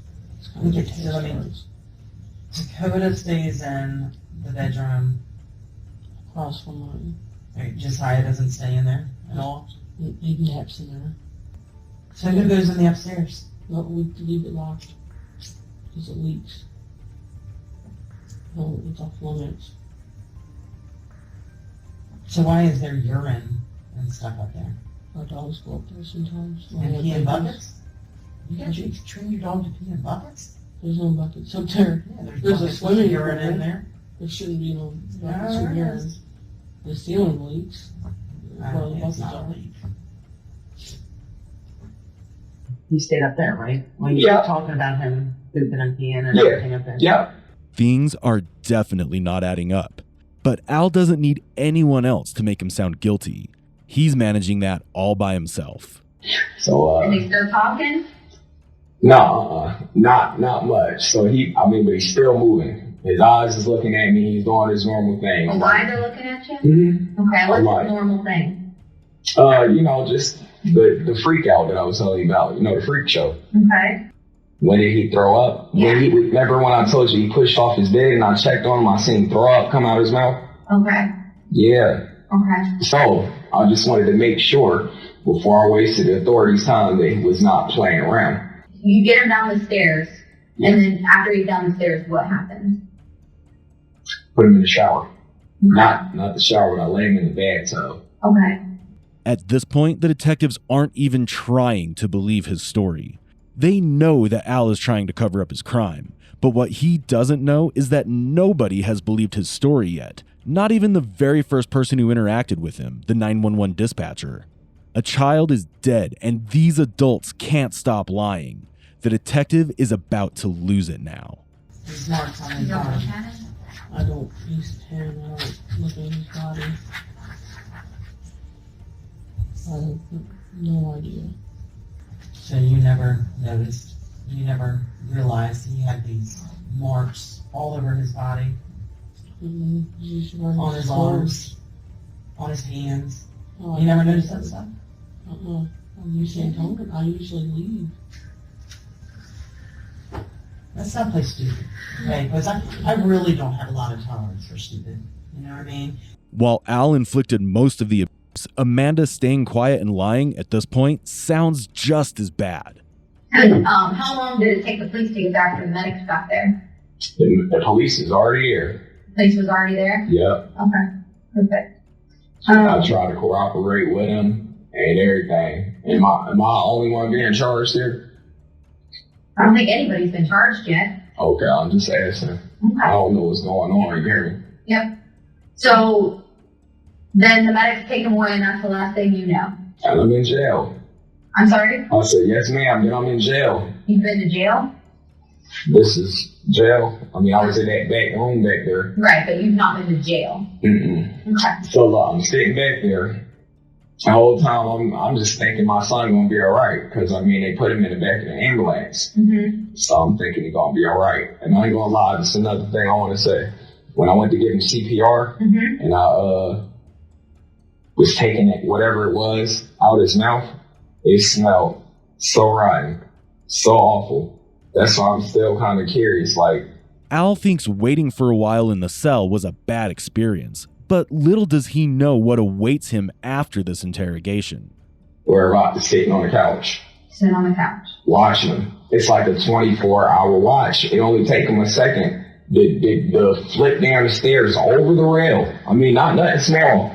So you watched him on the camera? I was, yes. Okay. How come we couldn't see that view of the camera when we were there? That I don't know. Did you disconnect the camera? Not at all. My kids soak it down so good. I'm not exaggerating, you man. Sometimes I go up there and I think I'm in the Pacific Ocean. How? I don't know. Can one get so much water? I mean, I monitor his water too. I hadn't given him more than he can bear or anything like that. You know what I mean? I try to give him enough to stay hydrated. And Okay. So these injuries that he has, they just appeared or? no, he had them over time. I mean, but what was I supposed to do? Take him to the doctor? But look, here, I always assessed them. I always checked them and made sure nothing was broken or too far bad in my eyes. I mean, because at the same time, you got to understand this. I done had social services at my house maybe 40, 50 times. I done had, you know what I mean? Mm-hmm. So for me to bring him to the doctor like, oh, he cracked his nugget again, and social services already told me the only way they're going to take him is if they charge me with something like neglect, or it's not, I can't do this. Can y'all please help me? For all the years he's been raising, let's be honest, abusing Dakota, Al has established a habitual inclination towards dishonesty. Admitting to the truth might amplify the legal and moral repercussions, which is a strong enough incentive to continue fabricating a narrative. This goes on for days and days and days. I mean, I seen him flip the table. I mean, he got the table flipped over, sticking his on the table. If you flip this thing upside down and knock this back off, that's just straight ride out. But that's the kind of stuff he was into. I ain't never sexually harassed my child or do nothing like that. That's homophobic. And I mean, that's homo, and I ain't far from gay, you know what I mean? I ain't never played with their private parts. You see my little brother, correct? Healthy as an ox. We give them the same treatment. One just chooses to eat his food, and the other one chooses to eat it. So your story, I just want to go back to this too. You said this morning, first thing this morning, I think you said around 6 a.m. on the camera, you noticed he was clenched, I think was your word? Yeah. So he is, But I wasn't quite sure because the light was off. Okay, so like, there was like a yellow stool thing. Is that what you're talking about? Mm-hmm. Okay, so. He must have snapped it off because last time I checked, it was still connected inside of the thing. Can you describe what you mean by plunging to me? All right, so look. He had, a chair like this. Right. You take the back off, Mhm. that's gonna sit flat on the ground. Okay. And I seen him going like this, you hear me? I wasn't telling it, I wasn't able So to he's tell. putting the chair leg in his butt. That's what you're saying he's doing. Yeah, but here's the thing, I wasn't able to tell if that's what he was doing or if he was just taking another. Because every night he'll get up and do stuff like this. And just, slam it and scream, ah! You know what I mean? Now I'm like, what the f*** is going on? I gotta work. And I only do it on the days that I gotta work the most. Where do you work? If ever I did work, whenever I can, I try to go to the temp service leg work, but I can't never work there that often because of the anxiety, stress. I mean, I'm trying to hold it together. But, So this morning at 6 a.m. you see him, and I'm using your words, plunging on this chair. not quite sure. I seen close to it, and that's what it looked like to me. It just So looked you've like, seen him do this before? yeah, but usually with his fingers, and he tried a couple of toys one time. I told social services, I mean, they like, you can't stop him from being gay or you know what I mean? So you think he's doing this because he's gay? I'm not sure if he wanted to hurt his, I know he liked to hurt himself every day. It's a combination. I don't know. And so then later on you said something about the tarp being up his butt? The tarp being up his butt. You said No. he pulled it out and he was squirting blood? Yeah. The tarp? On the tarp. No, he pulled the stick out. Or whatever, the stool piece. He pulled it out of his. So I go up there. I'm like, get that out your. You know what I mean? Once the wrestle, I finally yank it out. So you pulled it out of his butt? Yup. So how far in was it? I can't say. That's the thing. I don't know. You don't know? Because I ripped it out so quick. Okay. Yeah, And so that's then he just started inappropriate. squirting blood everywhere. Not much. It was just like just a real little bit here, a little bit there. So I'm like, all right, let's have a look at it. You know what I mean? And all I see is it was swollen a little bit. You didn't see any tears or cuts or... No? No. Okay. All right. Not at the time, no ma'am. Okay. And then he made him lay in the bed, and he was laying on his side, and then he was at the back of him. I don't know what he was doing out there, I couldn't see. And then he threw him back off the bed, drug him a little bit up from, and then I know. It was going on for 30 years. I should have done something. Doing much paying attention to what was going on. What was Dakota doing? Was he crying, screaming? Not at first. Well, at first he was, but when it was over, he was quiet. If everything else wasn't enough, here comes the sexual abuse angle. A child who was already being abused in multiple ways could not possibly insert a stool leg or a tarp up himself. Apart from common sense, multiple testimonies and medical reports explain how Al was the one who was doing all this to his own kid. People, especially those who are secretly monsters, may seek a sense of power and control over vulnerable individuals, and children are unfortunately easy targets. Tragically, Dakota died in the worst way possible, but it paled in comparison to the life of trauma he had endured. Okay. We were looking at your history. It looks like you had a couple,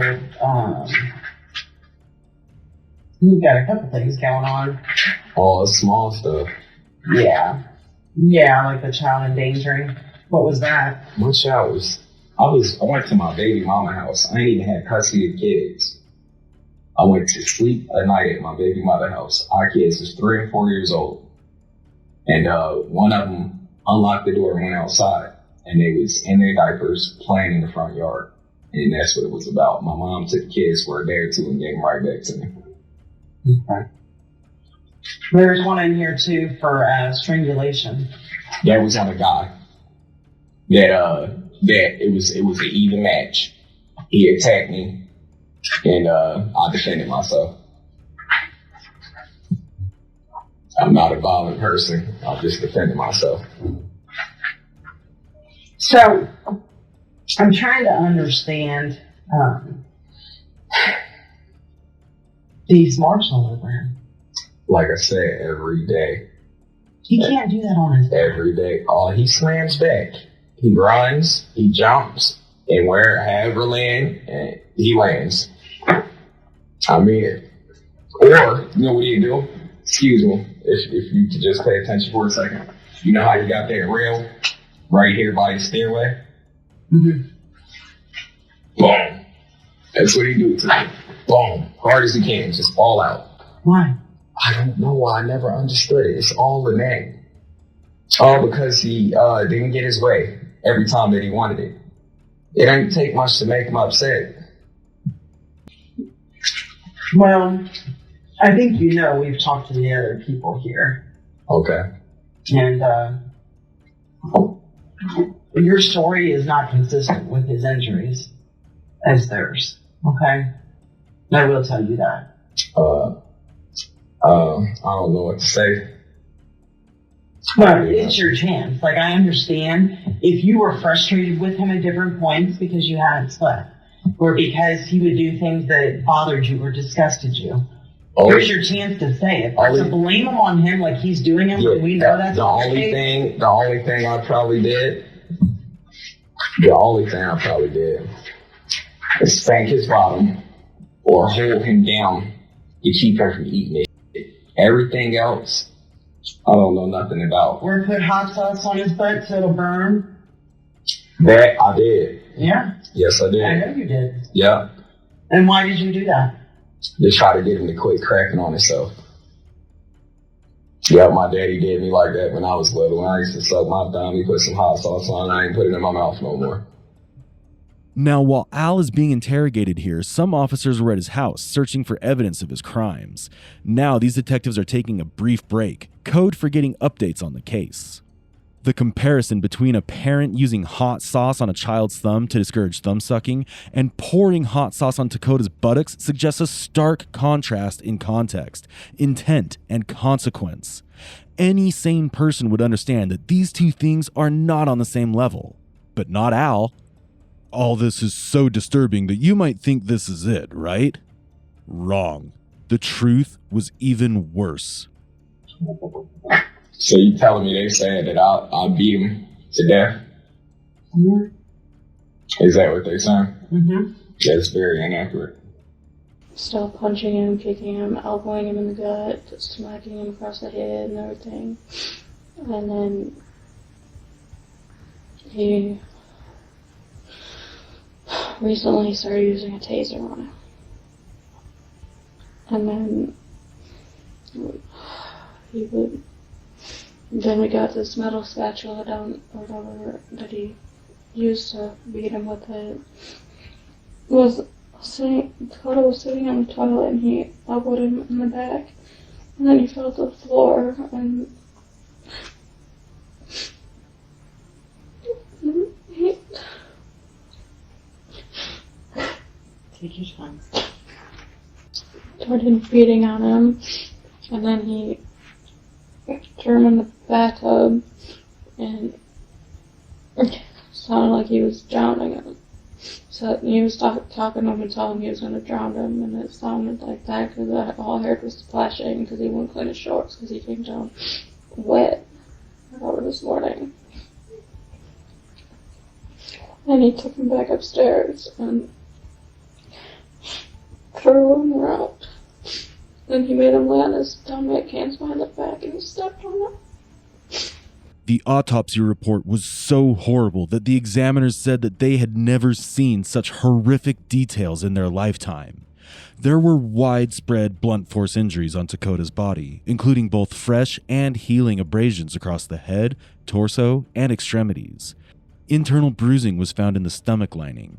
The autopsy also revealed severe pulmonary edema, which is when the lungs are filled with fluid, which suggests drowning. He had been branded with 4 letters, starting with the letter T on his back. The entire buttocks area displayed extensive bruising and swelling down to the bone.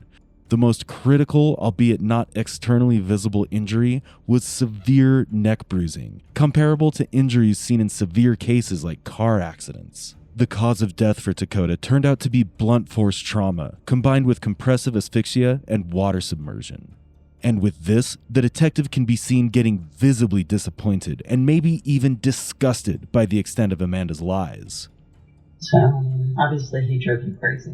I don't want to say that. Well, I I was was on the irritated verge. you. He made you angry. You sit here and talk about how he's stoned. Yeah, I ain't slept in days, but I wouldn't say that.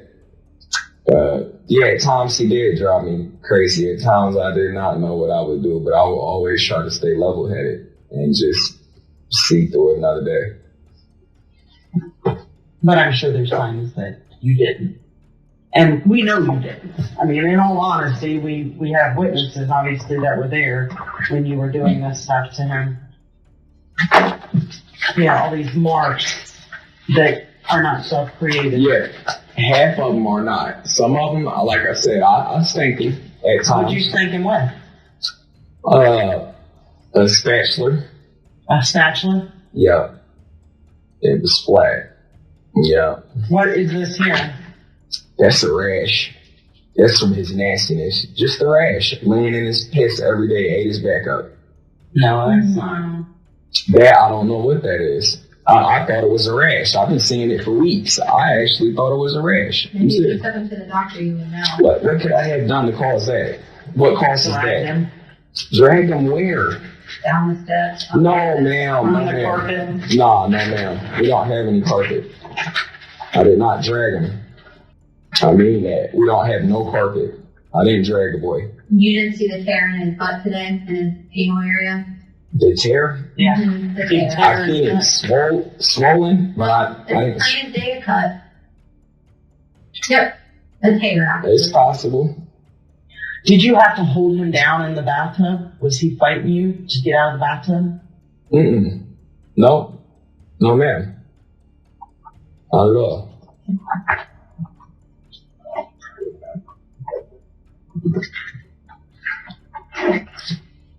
So as nasty as he is, Jane spanked him you before. take him. Amanda spanked him before. I mean, we all use the same thing. The spatula. It ain't never been nothing heavy. I just pop him on the butt a couple times, whap, whap, whap, get right. I mean, because he obviously just keep trying to hurt himself. Get right before what? You started saying No, right don't before. see, look, see, that's the mind games. It's not before what? It's get right before you hurt yourself. You know what I mean? Okay. Yeah, before you endanger yourself. Okay. When you spank him, what do you spank him with? My hand. Your hand? You don't use anything else? Mm-hmm. Just your hand? Yeah. And that's rarely that, because he was thinking so damn bad that if I touch him, that I'm gonna smell for days. This is the final aspect of abuse he inflicted on Dakota: emotional. We cannot be sure if Dakota ever felt loved, or if he knew what love, care, and support was in the last few years of his life. Nobody wanted to touch him, and he was forced to live alone in a dark attic, completely naked while getting punished and abused daily. There wasn't a single thing that Al didn't put him through. That's what it looks like to me. Don't know what that is. I'm telling you, never seen it. Besides the fact, when I did see it, I just thought it was a rash. So all these marks are probably spatula marks? Is that what you're telling me? I mean, Yes. that's consistent. Yes. Yeah. It is. Okay. Is that what killed him? I would say the spatula marks did not. But possibly throwing him around or stepping on him or putting your knee on his chest or something And along it was those only, lines. yeah, I did this morning, but it was only to keep him from hurting himself. Like, he didn't want to come off the thing that was in his butt. Like, he wanted to fight for it. I'm like, I ripped it out and he was still, you know what I mean, aggressive. I'm like, you need to lay down, settle down. He didn't want to lay down. I just tried to get him to calm down for a second. So he's naked, you pulled this thing out of his butt, which probably hurt. I mean, I'm guessing it hurt him. It must have. I didn't know at the time. I mean, and I don't do the butt thing. I don't know nothing about it. What hurt was my pride and my feelings. And the fact that he's up there doing that. He know how embarrassing that is. I'm like, what are you doing? Give me that. And that's when it squirted out, miss. And that's when I addressed it right away. That's it. I go back downstairs and I sit down. And I just watch him to see if he's going to do anything else that can cause more harm than a spanking. And that's what I wait for. And I just sat there and I watched him. And that was it. He didn't do anything. Right there? That, yes, ma'am. Mm-hmm. And then at some point he calls you up there again? Yes, ma'am. Yup, and that's when I went to go check on him. And that's when he started not looking good. Yeah, so he's laying on his side, doing that, something he's just putting on the show again, you know what I mean? He puts on a show like he's having a seizure? Oh yeah, 24/7. Like this. Are you sure he's putting on a show? I mean, he has been to the hospital. Yes, ma'am, it was not a seizure because, look, I can tell him, like, stop it right now, here's a sucker. We've noticed Al's self-centered perspective a couple of times during this interrogation, but now he's admitted it himself. But the craziest part is, Dakota wasn't doing anything to hurt Al's ego. After standing on Dakota with his full weight, Al went downstairs to watch TV. Unsatisfied, he poured hot sauce on Dakota's butt, dragged him down the stairs, and asked him to wash his shorts. Dakota, who had just been crushed and beaten, couldn't really walk or do anything. That's when Al almost drowned him. He took Dakota back upstairs, where he immediately curled into the fetal position. Al then used the chair leg. Through the CCTV monitor, it looked like Al was moving his hand back and forth. The first thought would have been hot sauce, but when Al came back downstairs, he tossed the chair leg behind the dresser. The biggest surprise is that after doing all these terrible things, he still thinks that the detectives will believe his story. They'd been calm so far, but at this point, even they're being sarcastic and are openly contradicting Al's lies with evidence. I'm afraid for my life. Yeah. I'm hurt that my child is gone. It's unbelievable. Like, I still don't believe right now. He's dead, gone, not coming back. You're afraid for your life? Yes, I am. Mm-hmm. Your child's dead and you're afraid for your life. I'll be spending the rest of my life in prison. I'm 30 years old.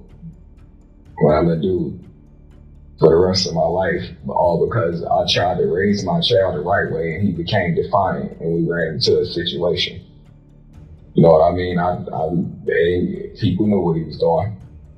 Yeah, but at the same time, it wasn't for them to do anything about it. It was for me to do something. I feel like I should have really just tried harder on getting some better counseling. Yeah. But we in Ohio at that too. That's automatic death penalty, ain't it? It is, ain't it? What are you thinking is death penalty? They just changed the law. I'll look into that, I'm not sure. I'm not sure either. Al is facing the primal instinct of self-preservation that borders on narcissism. He's seeking some assurance and sympathy from the detectives. But people who prey on the defenseless receive no sympathy, not even in prison, which is full of hardened criminals. Al Mutahan McLean was arrested and charged with 1 count each of murder, rape, and kidnapping, in addition to 3 counts of child endangerment. His girlfriend, Amanda, and her sister, Jennifer, pleaded guilty to involuntary manslaughter and endangering a child. On September 29, 2021, Judge J. Dennis Adkins, presiding over the Montgomery County Common Pleas Court, sentenced Al to 51 years to life in prison, the maximum allowable penalty. Eligible for parole only in 2072 at the age of 83, release conditions include registering as a Tier 3 sex offender and a violent offender.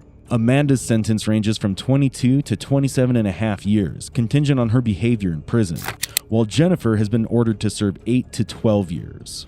While Dakota's passing may have spared him from further pain, the manner of his death at the hands of his own father, the very person entrusted with his care and protection, remains deeply distressing. People don't know the things that I know because people don't know the things that I know, Mom. Are you serious? She really doesn't have a reason to lie to us, you know what I mean? No, I don't know what you mean. I don't know my daughter, and she doesn't have a reason to lie about a lot of shit. This 12-year-old girl had concealed her father's secret for far too long, but not anymore. And you can hear like them going, or you can hear them scream or something. Her revelation will undoubtedly leave nothing the same. The drama of this case is destined to rival Johnny and Amber's, making it the decade's next most dramatic trial. Is there anything you wish to say before sentence is pronounced? How much time do I got? As this case unfolded, unforeseen twists would leave everyone stunned. The unimaginable became the undeniable truth. On May 21st, 2020, 40-year-old Zachariah Anderson was taken into custody under dark circumstances. However, the detectives had difficulty uncovering the truth as both sides concealed their version of what had actually happened. Let's take a closer look at his actions and the conflicting statements of his ex-girlfriend and daughter, who were closest to him, to understand the inconsistencies. After a 12-year relationship and building a family with 3 beloved children in Mequon, Wisconsin, Zachariah and Sadie had decided to part ways in 2019. December was when Zach and I had that blowout, and we hadn't talked at all. Like, I kept my distance from him. I tried to file a restraining order. Washington County wouldn't order it. I had 7 pages worth of history of why I needed this restraining order. I was afraid, and they let it go. He kind of gloated in that, and then he came and talked to me and said, "Hey, I gotta go take care of some stuff out west, and I'm gonna be leaving." And I said, "Fine," I said, "but I just want you to know, like, I'm done, with the relationship. Like, I don't." So that was the official split in the relationship? Yeah, like, I basically said, like, I don't want to do this. I don't want. That's when you ended it. Yeah. In February 2020, Sadie started dating 40-year-old Rosalio Gutierrez Jr., whom she met on a dating site. After seeing each other for a few months, both were happy and ready to continue their lives together. Yeah. When did you meet Rosario? Like, I met him on Facebook. Okay. And we started talking through, like, the Facebook dating site or whatever. Mm-hmm. And then it was like February-ish. Okay. Yeah, I think it was like right around Valentine's Day. Mm-hmm. He like sent me a text, Happy Valentine's Day or whatever. And then we just started kind of talking from there. Went out on a couple of dates. But before they could embark on a new journey, something unexpected would happen that would shatter their dreams and change everything. On May 19th, 2020, having not heard from Rosalia since May 17th, Sadie was concerned and decided to visit his place to make sure he was all right. Upon arriving there, what she saw was unbelievable. So you saw Tom when you walked out and you called us? Okay. And then when you came, I just, told you exactly what I did and what I said, and I was scared to go in. And when I called, I said, should I go in and check to see if he's even in there? When I called 911, and then she's like, well, you can if you want, but if you're scared, and I'm like, yeah, I'm scared. Like, I don't know, just I can't unsee that. The scene was like something out of a nightmare. Fresh bloodstains were all over the floor, and everything in the apartment was a mess. As Sadie couldn't find Rosalio anywhere, she immediately called 911 for assistance. Can I 911 with the address for emergency? Let's see, the address is, oh gosh, sorry, I should know this. It's 3715. And what street? What was that? What's the rest of the address? 3715 what? 15th Street. I'm not familiar with this area very well. Is it Wood Creek? 15th Avenue, is it 15th? 15th Street is Wood Creek. What apartment? 1B. So I was doing a wellness check on a good friend of mine that I was dating, and I found it weird because I haven't talked to him for like 24 hours. And I just went to his house, and his screen door is wide open. Okay. And I knocked on the door, and I saw something like scattered on the outside of the outside door. And then I just, I kept calling his name and knocking on the windows and knocking on the doors, and the screen door is like wide open. And I just pulled the Okay, Were you able to see inside? Yeah, I pulled the blinds back, and there's blood all over the floor in the living room. And Can you see him at all anywhere? I didn't go any further. Someone had harmed Rosalio and had made his body mysteriously disappear without a trace. The blood told a story, yet the whole truth remained hidden, intensifying the puzzle. Okay, and are you sure about 3715? I'm not showing that as one of the building numbers. 37. Oh my God. I'm sorry. 3709. I'm sorry. 3709 15th Street, Apartment 1B. What's the phone number that you're calling from? What's his name? Rosalio Gutierrez. Okay, do you know how old he is? 40. Okay. And you can't see him at all, though? I didn't go any further, no. Okay. I'm afraid. I just saw blood on the floor, and that's not normal. Something's not right. He's got That's kids. it. We're gonna get officers over there. There's nobody else there that you could see? No, he hasn't been answering the phone. Both of his vehicles are here. And like I said, his phone's been going straight to voicemail since, I don't know, maybe 11 o'clock last night. Do you know what his phone number is? And when did you say the last time was that you spoke with him? 8:30 on Sunday night. 8:30 p.m. on Sunday night? He texted me, yeah, that was the last time we texted. And he seemed fine? Everything seemed okay? Everything seemed okay. He said he was going to go by a friend's house. Okay. And I said, well, call me when you're on your way home or whatever. And he said, okay. And that was the last I heard from him. But it was odd that he didn't text me in the morning because he usually texts me good morning. Mm-hmm. And then I texted him and I didn't hear anything. And then I texted him that afternoon and didn't hear anything. And then I called and it went straight to voicemail. And I thought that's weird. It seems just strange. Yeah. Okay, well, we do have an officer on the way, so he's going to be there shortly. If you find out anything else, give us a call back, okay? As soon as the authorities arrived at Rosalio's apartment and investigated the area, the ample amount of blood indicated signs of a struggle and that Rosalio was likely dead. After interviewing Sadie, investigators closed in on Zachariah Anderson as she informed them that she suspected Zachariah of stalking her. When investigators surveyed Zachariah's home and farm, what they came across was something entirely unexpected. Burn pits were flickering with the remains of the suspect's clothes, along with a bleach bottle among the ashes. Tracking his past movements, they found that on May 18, 2020, a day after Rosalio was seen alive, surveillance footage showed Zachariah purchasing garbage bags, latex gloves, and bleach wipes from a local Walmart. A shocking discovery came to light as the investigators were piecing together the puzzle. The interiors of Zachariah's van had been removed and scrubbed with bleach, and Gutierrez's DNA was found inside the vehicle. Now that the critical clues were in the hands of investigators, would the suspect confess, or would Zachariah employ his manipulative tactics to try and twist the case in his favor? What I can tell you is, to my understanding, she, around Christmas time, so we have twin boys that were born on Christmas Eve, and it's supposed to be my day with the kids, my Christmas with the kids. And, this previous one? Yeah. And I went over there and our daughter wasn't there.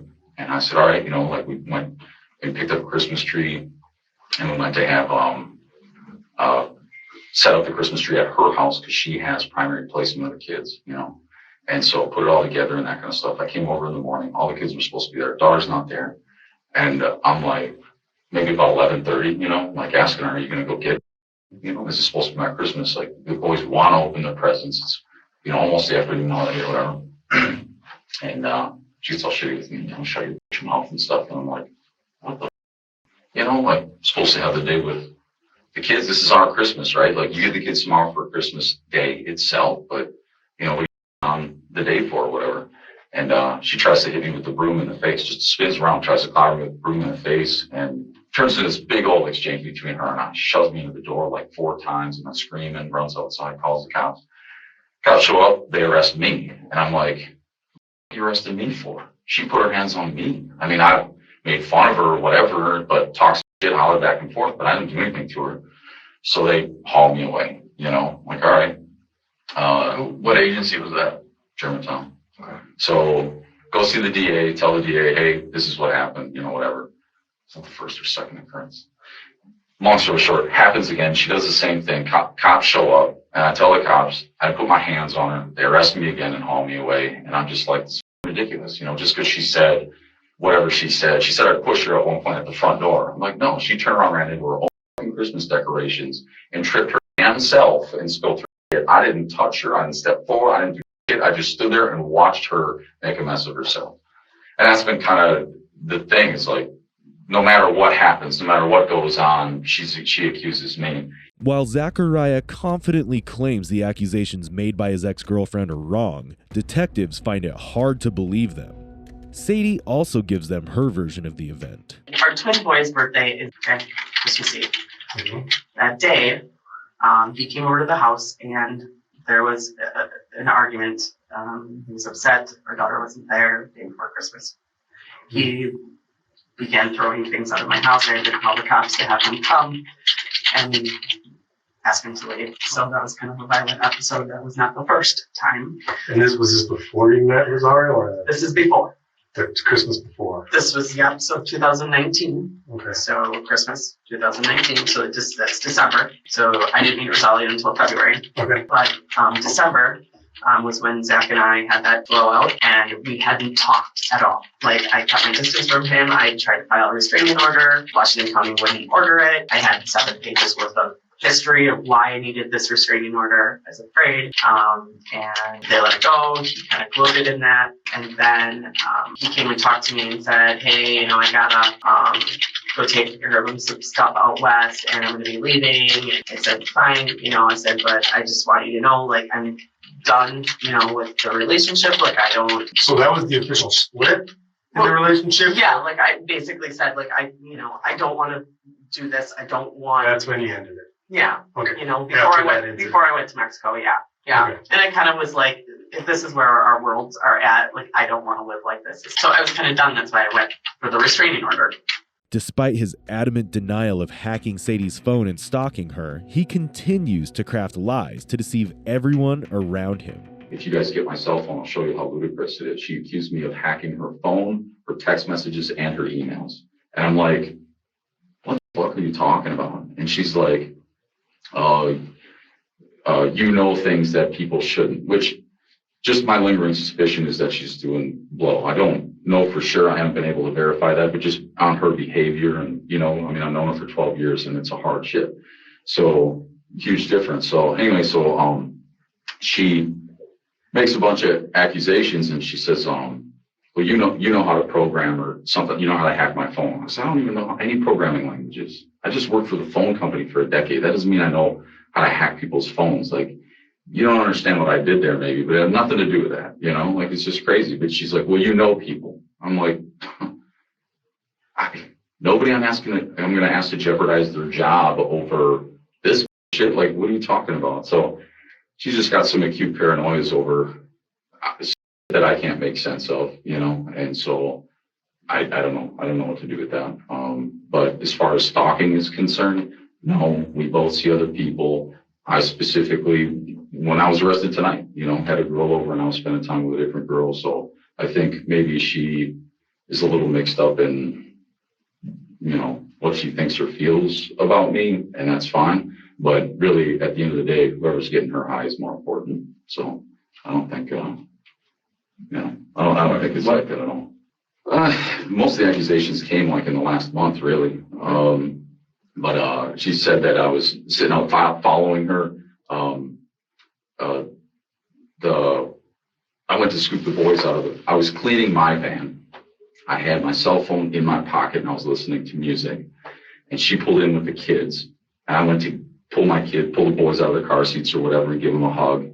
And there were boys' sweatshirts were down in the middle of the seats or whatever. And I leaned in there and either I picked him up, my son, when I picked him up, he likes to turn the light on by shaking the phone, took it out of my pocket, or when I leaned forward, I dropped the phone in her car or something like that.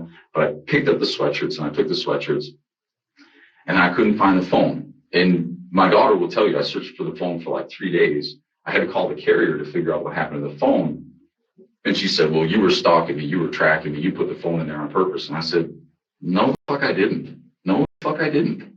It fell out of my pocket. It felt like the shirt that I was wearing, the pocket's not that deep. It fell out before. It must have fallen out when I leaned in to get the kid's sweatshirt or maybe, I don't know. I didn't see because I was trying to reach the sweatshirts in the first place. So no, I didn't. I called the carrier. Don't make the accusation. But inevitably the way she sees it is I'm stalking her. And I said, honestly, I know you're going out with other dudes. You bragged about. You didn't brag about one guy. You bragged about 4. You know, like, go. What the Contrary to Zachariah's statements, Sadie and their daughter's accounts paint an entirely different picture. He was good. He wanted to see the kids, and it was a Friday, maybe. And I said, all right. I'm like, well, when are you coming to get the kids? And he's like, I don't know. I'm doing this, this, and this. I'm like, okay. I'm like, well, how about I drop the kids off by you? And he's like, okay. So I dropped off the kids. It was like 7:30 at night. When was this? No? This would have been about a week or so ago. Because every week I try, or like every week he wants to see the kids at least for a day or something like that. So I've been letting him just kind of play with this because he won't give me a schedule. And I was going to go take a pond lily because I'm moving. So I was going to take the pond lily over to my brother's house. So I packed it all up in the truck and whatever with the kids and went over and I'm like, I'm going to drop off the pond lily. And in the Amazon account, he had 2 tracking devices sent to his home. I know there's so much. I'm sorry. I'm all over the place, but I'm just trying to tell you what I got here. Because then I started freaking out that he had put a tracking device on my car or maybe on Rosalio's car or something. So then when I found this too, I told Rosalio, I'm like, I found these 2 trackers. I'm like, I don't know. And he's like, if he's tracking me, let him. You know, like he was very kind of passive about it. Like, you know, I don't know what to do about this dude, but Tuesday, April 21st was estimated delivery date. Tuesday, April 21st by 8 p.m. So he would have had it before the 24th of April, right? Her birthday. As a mom, you didn't know about a relationship? Oh no, he knew about it. You thoroughly looked through your vehicle for this tracking device?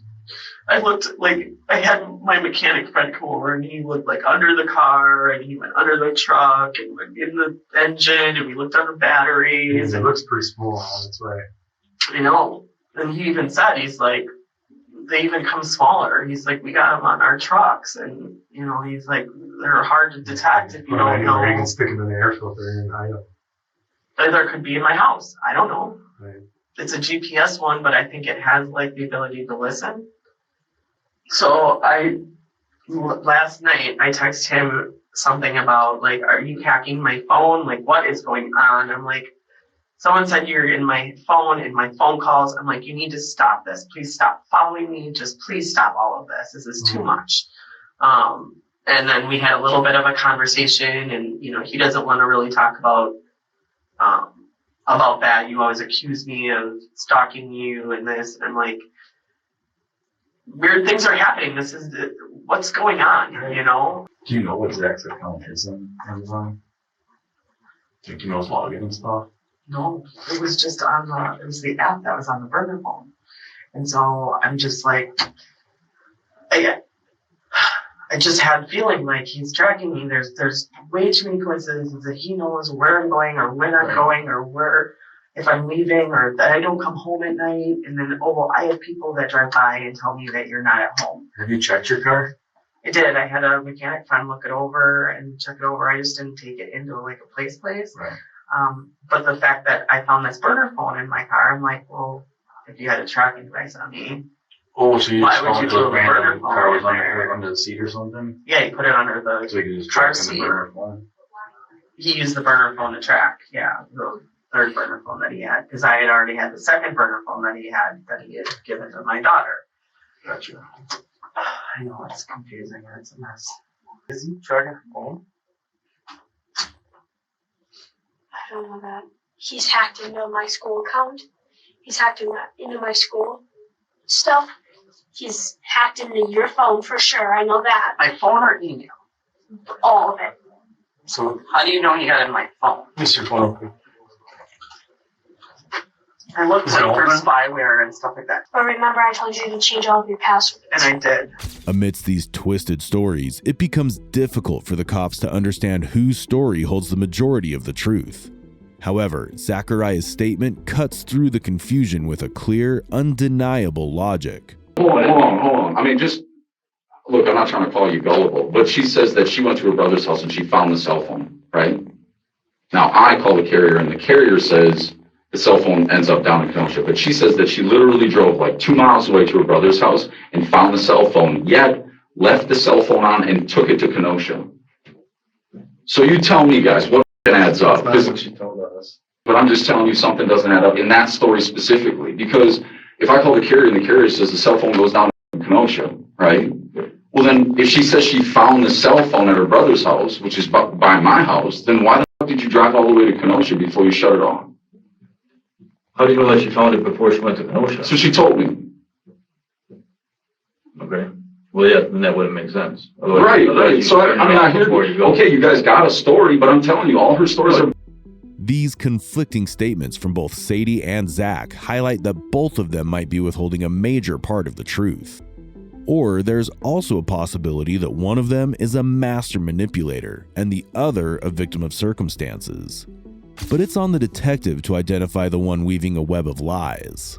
Zachariah attempts to convince detectives that Sadie's behavior has drastically changed over the past 6 months, which is what has driven him to seek custody of their children. Now it's time for the detectives to determine if Zach is just making up stories or whether his account has any truth to it. As far as her stories or what's going on, I'm not hacking her cell phone. I'm not hacking her email. I'm not hacking her. I'm not stalking her. There's some things that I checked. I would love to catch her, getting high with her boyfriend just so I could say to the court, I deserve custody of my kids because this is how she spends 3 days a week. My kids shouldn't be taken to the bar. Is that what you've been trying to do? That's all I've been looking for, man, is just to validate that. Once I found out that she was fooling around with somebody else because of what we saw through the windows, when I did go to her place, which I did do, it would be nice to verify it. And the only reason that I even came up to that was talking to a counselor who said, it sounds to me like she's moved into hard. It sounds to me that the way that she's behaving, because I got a woman who's been a good mom and a caring mom for most of life so far, and then suddenly in the last 6 months, it's like a wicked shift to everything I say or do is somehow I'm the big bad guy, and then our daughter's in the middle of this like a pawn, and it's just a mess. The only thing that was new is her pretending like we were going to get back together when really not.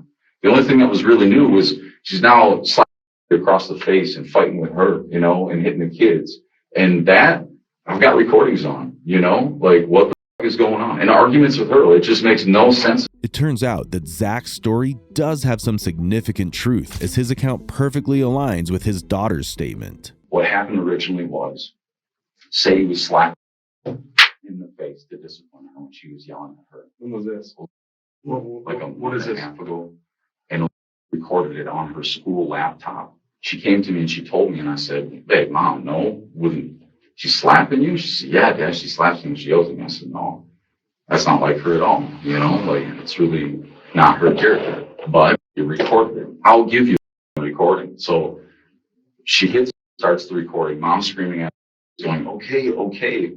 And she swings at her again and she hits the laptop itself. And that to me, I don't know how many weeks ago now. I'd have to look at the video, or whatever. And at that point, I told her, nobody's going to believe me. Nobody's going to believe me. Mom tells the cops a story, they arrest me. Mom tells the cops a story, they arrest me. Nobody's going to believe me if I say, hey, Mom's the violent one. She's the one losing her and she's the one hitting the kids. But it doesn't stop there. And she stands the boys up against the wall and hits them on their arms and legs. So it looks like they're fighting. And at night when it's cold out, she takes the blanket away because they're playing, using the blankets and playing and stuff like that. And then she calls me and she's got the boys in the background, owie, getting hit by Mom. And I'm like, what's going on? The boys misbehaved. They're 4. I stand them up against the wall, give them a few minutes to think about it, flick them in the head or something like that. But nothing, I'm not hitting them. I'm not taking the blankets away at night. If I put my kids to bed, I just lay down with them. What does this whole thing have to do with putting a cell phone somewhere that night? So what happens is I give one of my old phones so she can record what's going on. So I have some evidence. And then so yes, there are cell phones, but I didn't put a cell phone anywhere for that purpose. I gave it to my daughter to record when she is being abused or when the boys are being abused. I was given a G6 Moto for my phone, and I was instructed to record every single time that my mother would get upset. Who instructed you to do that? My father. And when you say record, you were using the phone to do that? Correct. As Sadie's confession unfolds, it seems like Zach's version does hold some weight. Went into my cell phone and saw a text message from Leo that said, like, good morning, hun, or good morning, love. What did it tell him? Okay. I don't. I really don't. She told Zach. She told him something. I mean, she was upset, like, with me. There was one day, and now I can't remember what day it was, but she's like, Mom, you need to tell the truth. She's like, well, just show the text messages. Show me the text messages. Tell me that you're not. And, like, she was confronting me, like, why are you lying? I'm like, honey, I don't need to show you my text messages. However, new revelations were about to be unveiled, leaving everyone baffled. It wasn't over video that I saw it. What wasn't over video? Where I saw you and Zalia together. Okay. Dad had brought me that night and left the boys at the house. Are you serious? Holy shit, are you serious? Oh my god. You can't tell me stuff like that. Oh my god. Okay, so what do we... I think this is important for my mom, though.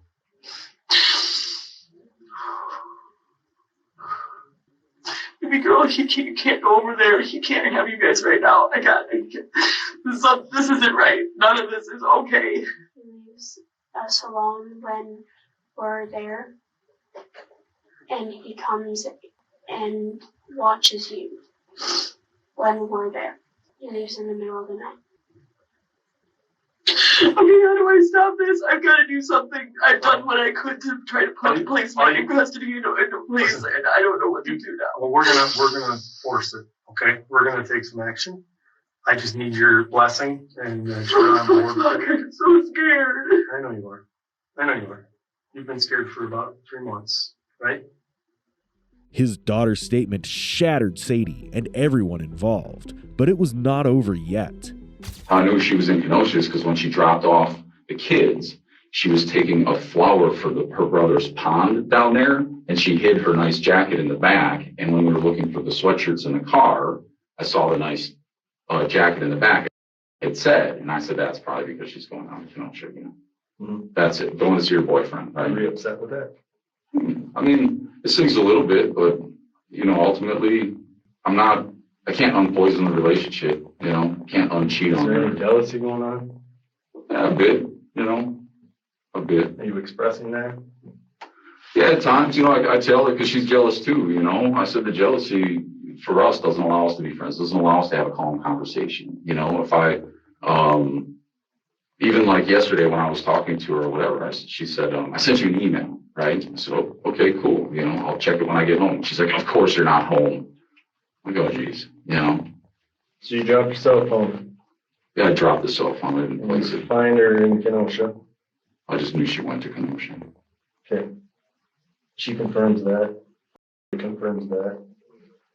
So, you follow me, man? These sequence of events, she's saying that you're following her. Yeah, she says a lot of shit, These discrepancies in the statements unquestionably indicate Zachariah's unhappiness and jealousy toward his ex-girlfriend's new love. To get more answers, the detectives try to confront him from another angle and tell him that his daughter has testified against him. But his unbothered demeanor and him labeling his daughter a liar exposes a skilled manipulator in action. And what if I told you that I have reason to believe that the 4-year-olds weren't with you that night? I don't know. Why would you have reason to believe they weren't with me? Because we spoke with Yeah. I mean, one good, but two of them, she said that they were there. That's goofy. I don't know, she really doesn't have a reason to lie to us. Says you. I mean, I don't know my daughter, and she doesn't have a reason to lie about a lot. I mean, she just did a whole. Well, I'll tell you this, most of the conversation that we had with her, Sure. she chose your side. Right. Most of it. Okay. Okay. And I think she was being honest with me, or she wouldn't have chose your side. She would have made you look like the bad dude the whole time, but she didn't. She didn't. She made you sound like a good dad. Yeah. And really had nothing negative to say for the most part. Yeah. Which led me to believe that she's telling me the truth. She doesn't have a reason to lie to me. You know what I mean? No, I don't know what you mean. And I'll give you some examples. Okay. So, so she just got in trouble. It was a big sting. She just got in trouble for, the other Monday I stopped over, by Sadie's house a couple weeks ago now. And, I'm talking to her, and Sadie comes storming out. Now, most of what she said, you could confirm. Most of what she said, you could verify. But for whatever reason, she tries to lie a little bit to make things look a certain way, and it's not true. So I hear you, and like a lot of it's very credible, and it's tough for me as a dad to try and figure out. But there are some things that it's just like, why wouldn't you just tell the truth about that? I'll give you another one. The last 2 times she's gone over to my dad's house, she keeps stealing my little sister's cell phone. Why? They can track it. You know, like they look at where it goes. Why are you taking it? It doesn't matter. No, well, but I didn't. And she tells a lot of truth and then some lies when she wants to try and curtail. Zachariah fabricates stories from the beginning to prove himself innocent, which is nothing new to the detectives. However, Sadie's confession helped them connect the dots. Kind of fluctuates between probably like 180 and 200. He said he lost a lot of weight or whatever. What does he do for a living? So he's not a very big guy, but he likes to fight. He does. Like, he's pretty proud of being good at it, and has bragged about it in the past. Likes to talk about fighting. Likes to talk about things like that. It's too violent for me. It's just too much. Like, that's why we aren't together. It's just too much. And I was always afraid that, he'd take it too far with me sometime. And that, that was part of the reason why I said no more. Like, I don't want it to get to a point where, Think he's capable of doing this to somebody? I just don't know. He's going to be like, what are you talking about? He's very smart, I'm telling you. He uses my words and twists them around all the time. I mean, like, I'm like, I didn't even say that, or just, I mean, it's very narcissistic. Yeah. Mm-hmm. Manipulating. Mm-hmm. So if you call him and you're like, what did you do? And then, what are you talking about? You're like, where's Rosalio type thing? Do you think he'd be like, I don't know what you're talking about? Or you think he'd be like, I honestly don't know. I'm surprised that, like, I don't know. I mean, I don't know. I kind of wanted to. Like, I kind of wanted to be like, what the fuck's going on? What?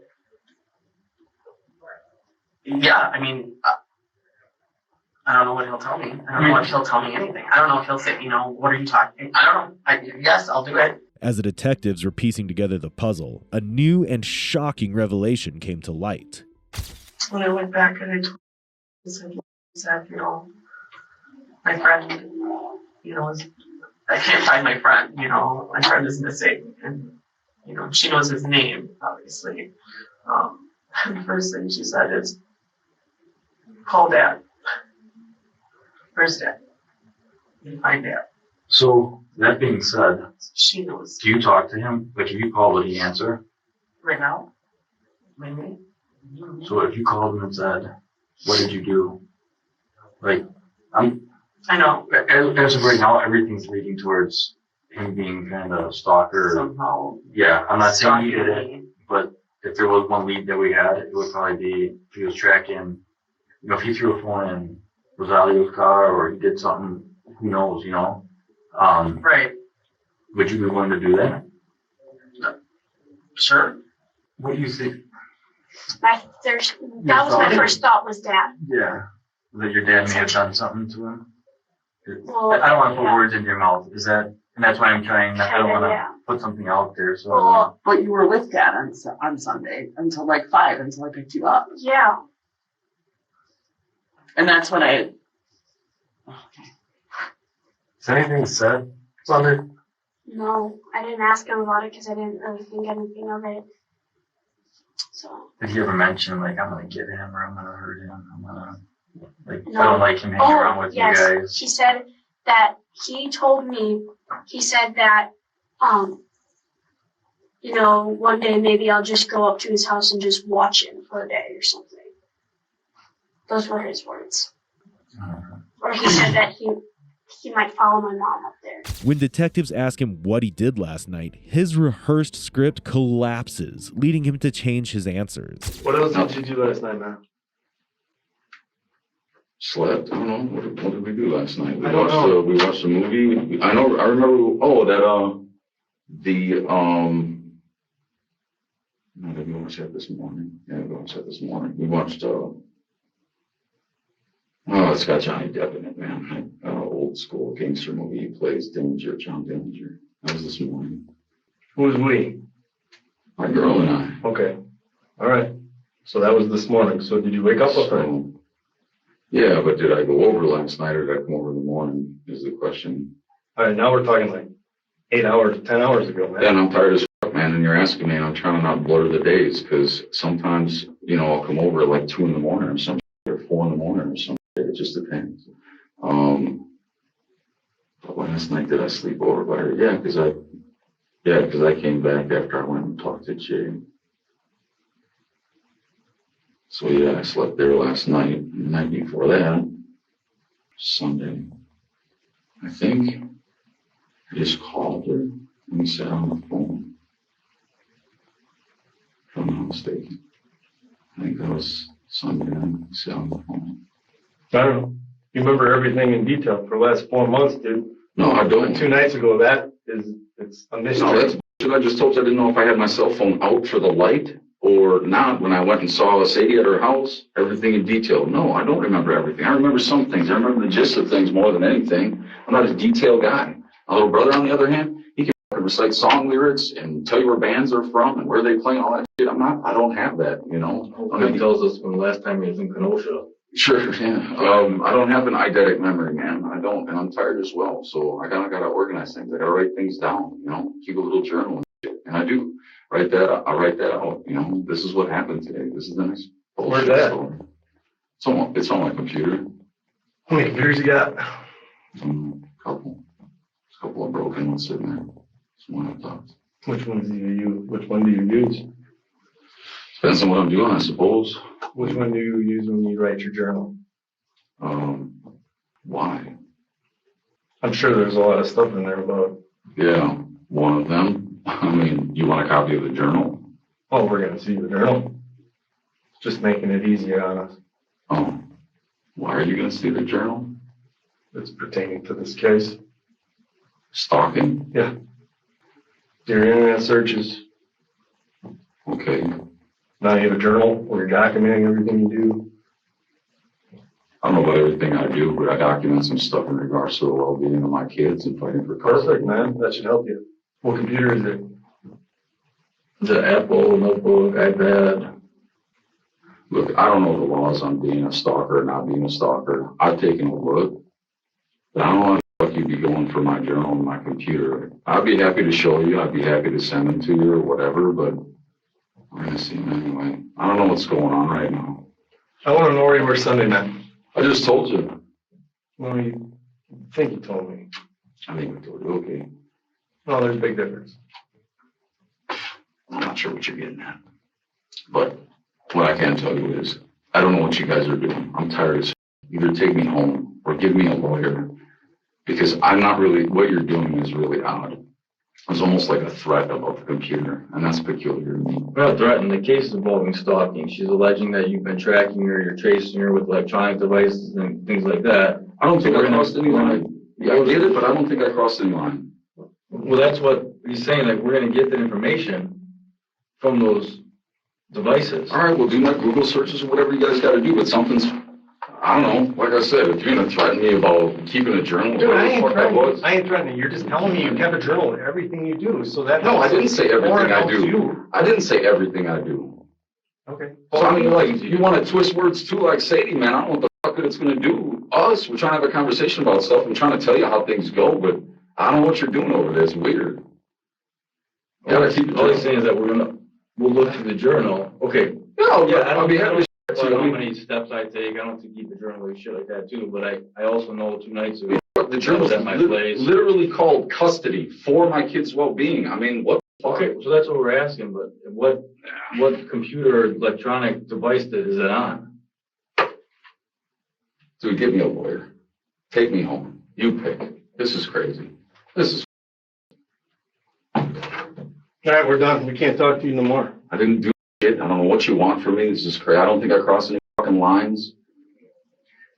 All right. So what's gonna happen is the officer's gonna take you over across the street. Jail, you'll have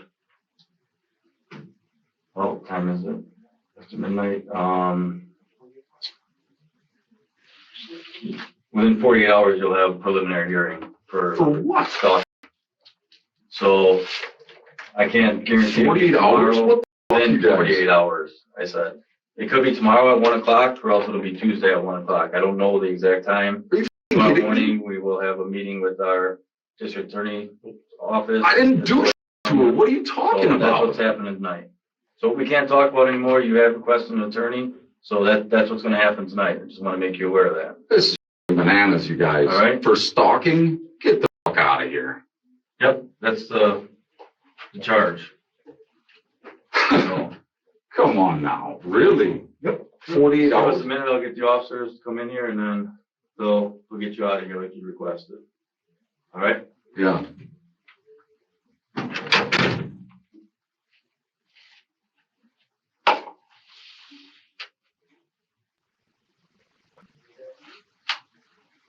What the?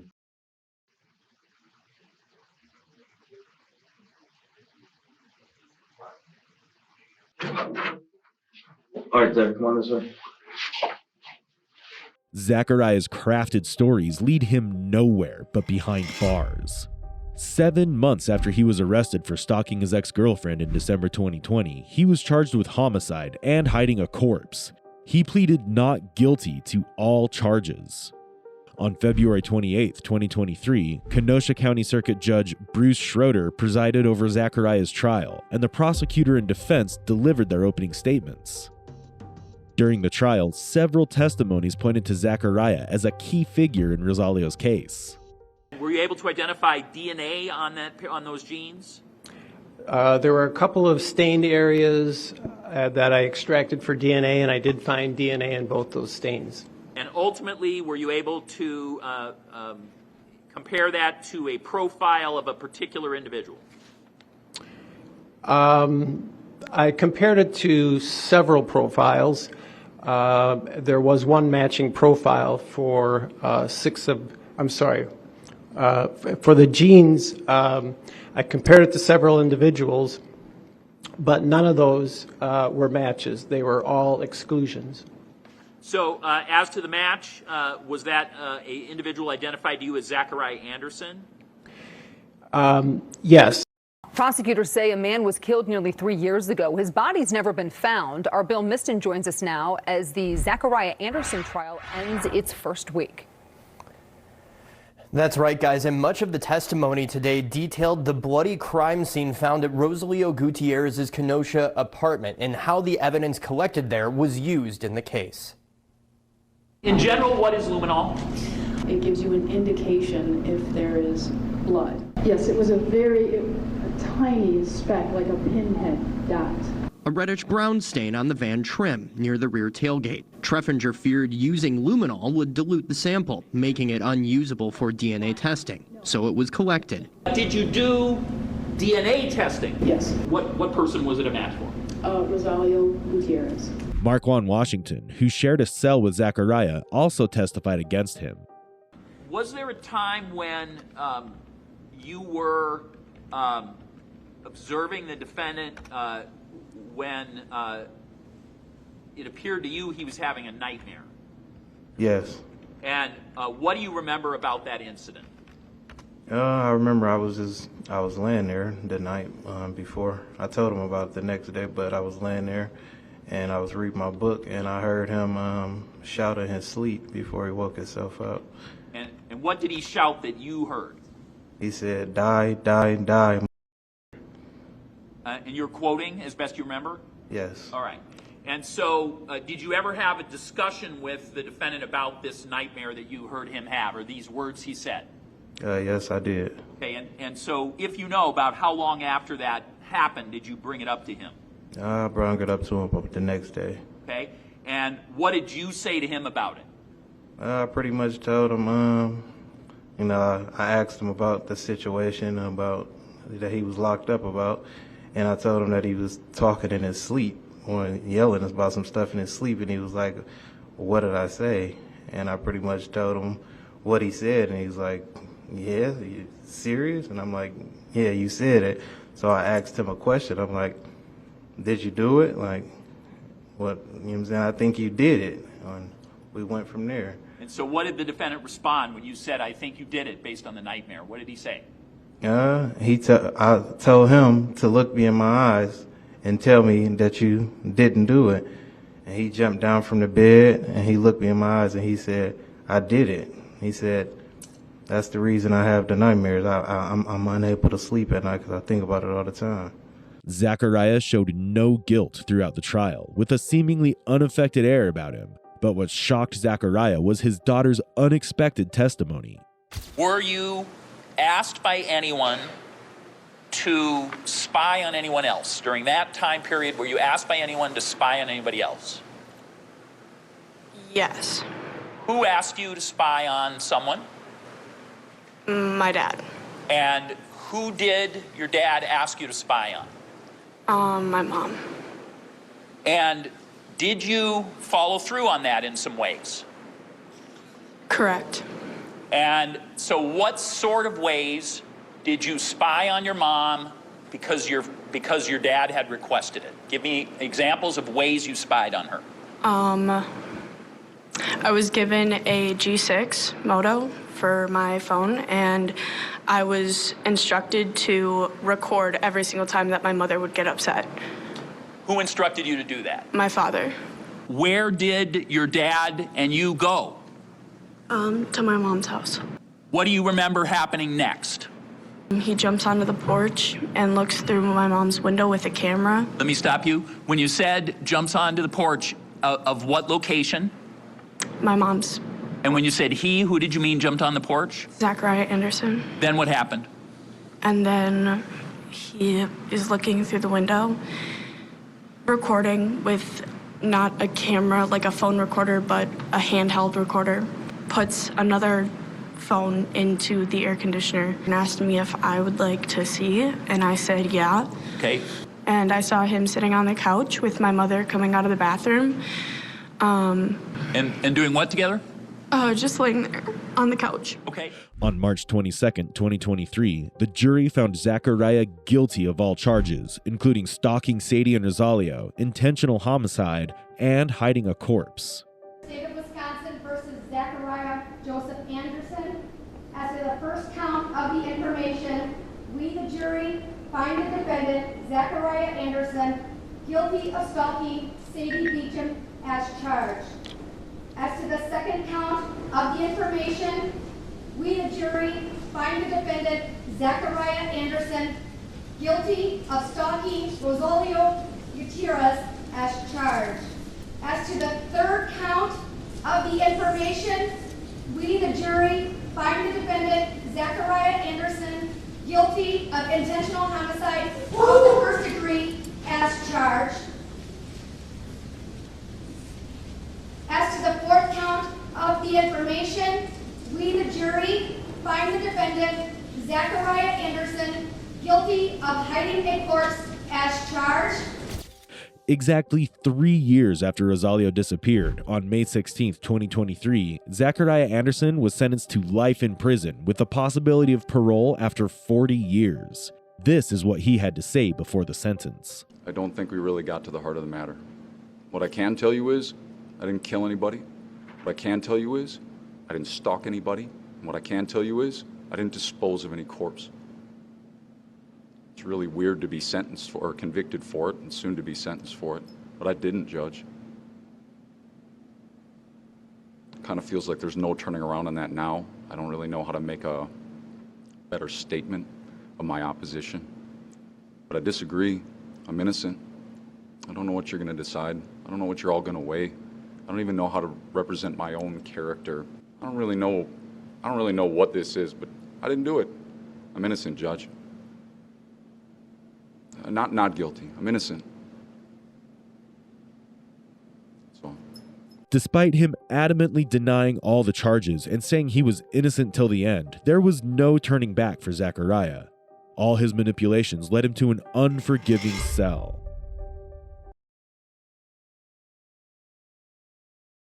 You would never wear your niece's panties? No, never. Have you ever jerked off into her underwear? Absolutely not. Question for you, Jonathan. Are you a monster? Are you a monster? Not at all. Do you see where we're going with this? I do. I do. At the end of the day, there is no reason your DNA should be anywhere inside her underwear. Period. This is 33-year-old Jonathan Keelis, and detectives would accuse him of being a monster for committing the most heinous crimes they had ever seen. Jacksonville 911, what's the location of your emergency? Did I come home from high school today? She go to Cherry Park High School. Her phone is going straight to nothing else. Okay. You have no idea what she is. What you just heard was the frantic 911 call her mother made moments after her daughter vanished without a trace on December 19th, 2018. Most of this footage has never been seen before. You know, we literally had their kids, her kids, for summers. You know, summer at a time, and then, you know, weekends, all of them. And you know, it's just like, if we knew where she was at, we would have been the first ones to grab her. Here lie the dismembered remains of 16-year-old, pregnant Iana Sawyer. And this is her uncle who put her there. How did a bright young girl who had just walked out of her school that day reach such a nightmarish fate? What you're about to discover will leave you breathless. The viciousness of this crime is beyond anything you could ever imagine. An unthinkably sadistic plot, which we will unravel before you very soon. So you guys, when was the last time you all saw her then? Last time they stayed the night over here, which was before, it was in November. Last week in November, we had all four of them over here. This footage was taken on the day police began their search, with Jonathan Keelis and his wife, Naomi Mobley, present. At first glance, he seems like any other concerned individual in the face of a tragic situation. When Kimberly first reported her daughter missing, the police were quick to label it a case of a teenage runaway. But as the days passed without any sign of Iana, their concern deepened, and the investigation took a darker turn. Their focus soon shifted to Keelis, a man who claimed to be as distraught as the rest of the family. You'll soon discover that the truth about Keelis and the missing pregnant teen was far more terrifying than anyone could have imagined. It would go down in history as one of the most depraved crimes against a young girl. Jonathan, I met you at your house before we talked to Detective Abbott. Yes, sir. I don't know if you've met No, I have not. Detective Miller. Likewise. There's been a lot happened. We need to talk about, okay? Yeah. I want to listen to everything you got to say, but naturally I'm going to have questions. Can't really ask those questions unless I go through your rights. And this is a way to protect you, okay? Yes, sir. So I want to hear everything you got to say, but I'm going to read your rights first, okay? Okay. Now, Keelis finds himself in the interrogation room as the detective begins to uncover a trail that leads straight to him. But what exactly could have happened on that fateful day? As the investigation intensifies, the shocking truth is about to come to light.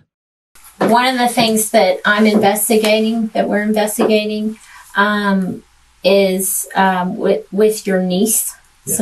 Samaya. Right. Oh, Samaya. Yes. Okay. So, what can you tell me about Samaya? Like, why do you think you would be here because of Samaya? I've been accused many times by the older siblings, well, the sisters and stuff, that I've been inappropriate with Iana and Maya. And how would they think what would they think is inappropriate? Well, let's say this: the first time that it was brought to anybody's attention, they didn't hear it directly from them. I heard it from like a sister, Margie, and she mentioned that that they think that I was the reason that Yana was turned out because she got caught in, having sex with a guy that was over 21 across the street. So, but prior to this, we've had complications in the family. They will pick on my wife. My wife has a little bit of, she needs medication to kind of stay level. Okay. But once my wife was almost happened to get admitted into the hospital, I had it with them. I'm telling you, I could be under a truck, fixing on the truck, and I'll drop what I'm doing to come and help them move or wherever the case may be.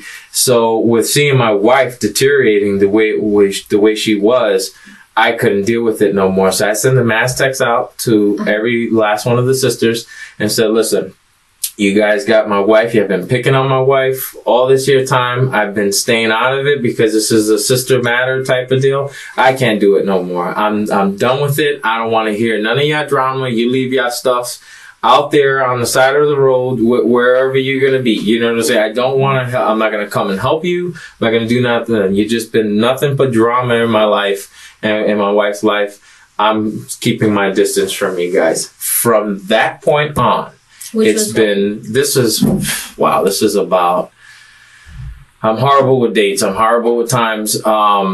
I want to say about a year, maybe a little bit more than a year ago. Okay. And, from that point on, it's been just rocky roads with me and the sisters. Jametta started. I think Jonathan has been inappropriate with Maya and Yana. Mm-hmm. Now they question them girls separately, together, and it's been he's never been inappropriate with me. And it's I don't have nothing to hide. I got kids older than them. Jonathan was an uncle to the Sawyer siblings by marriage, a man who claimed to love them as if they were his own children. But behind this facade of a caring family member lurked his evil motives.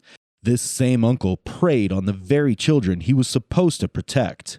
Iana and her younger sister Samaya Sawyer were not just his nieces, they were his victims. However, not everyone was fooled by Jonathan's act. Their aunt, Jametta, harbored her own suspicions. She was the first to point the finger of doubt at him, sensing something was terribly wrong beneath the surface. Kim, the mother, she says, listen, I never thought that way, but, and it kind of got brushed under the tables. I still didn't talk to Tweedledee and Tweedledum, which is Jametta and Paul. I didn't talk to them no more. And are they the older ones? Those are the older ones, okay. Correct. I didn't talk to them anymore because those are the ones that started with the nonsense. And after they got, I guess, the girls' side, and even Maya, they were, she would text me, she'd say, I wish they would stop asking these questions. This is just getting ridiculous. They treat you so wrong and all that their stuff. Once that passed and that blew over, everything was good. They're staying the night, weeks on end at the house. We're going fishing together. We're doing pretty much everything. Right. And then from that point, and this was this past year. This was 2018. 18, maybe 17 into 18. Okay. Then after that, Yana got caught with, I guess she was late picking up her brother, and her brother squilled on her or whatnot and stated that she was with some boy or whatnot. They went through her phone, found out that she was having a sexual relationship with a boy that she said that was 17, and turned out that he was 21 across the street. And then that turned into, the reason Yana was doing that was because I had to turn her out. Whatnot. So when you say turned her out, I'm sorry. Meaning that I had to introduce her to sex. So you had full sex with her, is what they're saying. Pretty much that I had initiated her learning about sex, and this is the reason why she was running around, and then. After that situation happened, Kim also was like, well, the first time she says, nope, our relationship was just gotten better. I'm not trying to ruin that because, we always help Kim, because she has 4 children. Mm-hmm. She's like almost on a minimum wage salary. Her light's always getting cut off. We always help them feed the kids, take them when she needed a break and stuff like that. Mm-hmm. So she supposedly was on the wall with it, like, oh, hold on. But then again, as time passed, my wife made me aware she never stopped them from questioning them and stuff like that. But Anyway, after that situation happened, they questioned her again, and they questioned both of them again. Did Uncle John ever get, fresh with you guys, or come out of character or anything like that with you guys? And boom, again, nope. And Yana was saying nope. When was that? This is the thing. That was definitely in 2018. Okay. I'm not too sure. I would say towards the middle okay. yeah, like maybe June, beginning July, to the middle, summer. something like that. Yeah. So they questioned the second time, and the girl said no. Said no, nothing ever. He's never been appropriate. He's only been a father figure to us. Now, their real father is just pretty much he's there, but he's not there type of deal. So notice how Jonathan exhibits the classic traits of a predator. A textbook predator often targets children who lack a strong adult presence in their lives, just as Jonathan did with Iana and Samaya. When the girls were questioned about their uncle's behavior, both denied any inappropriate conduct, likely out of fear. The incident Jonathan cites where Iana's brother found out about a guy she was seeing is only a fragment of the larger, more disturbing truth. As the interrogation unfolds, you'll see Jonathan revealing details that paint a different picture. He casually mentions how Iana texted him and even discusses the relationship he had with her. What he reveals next will leave the interrogators stunned and speechless. So you're doing all these things with the girls. no, with all of them. Right, with the kids.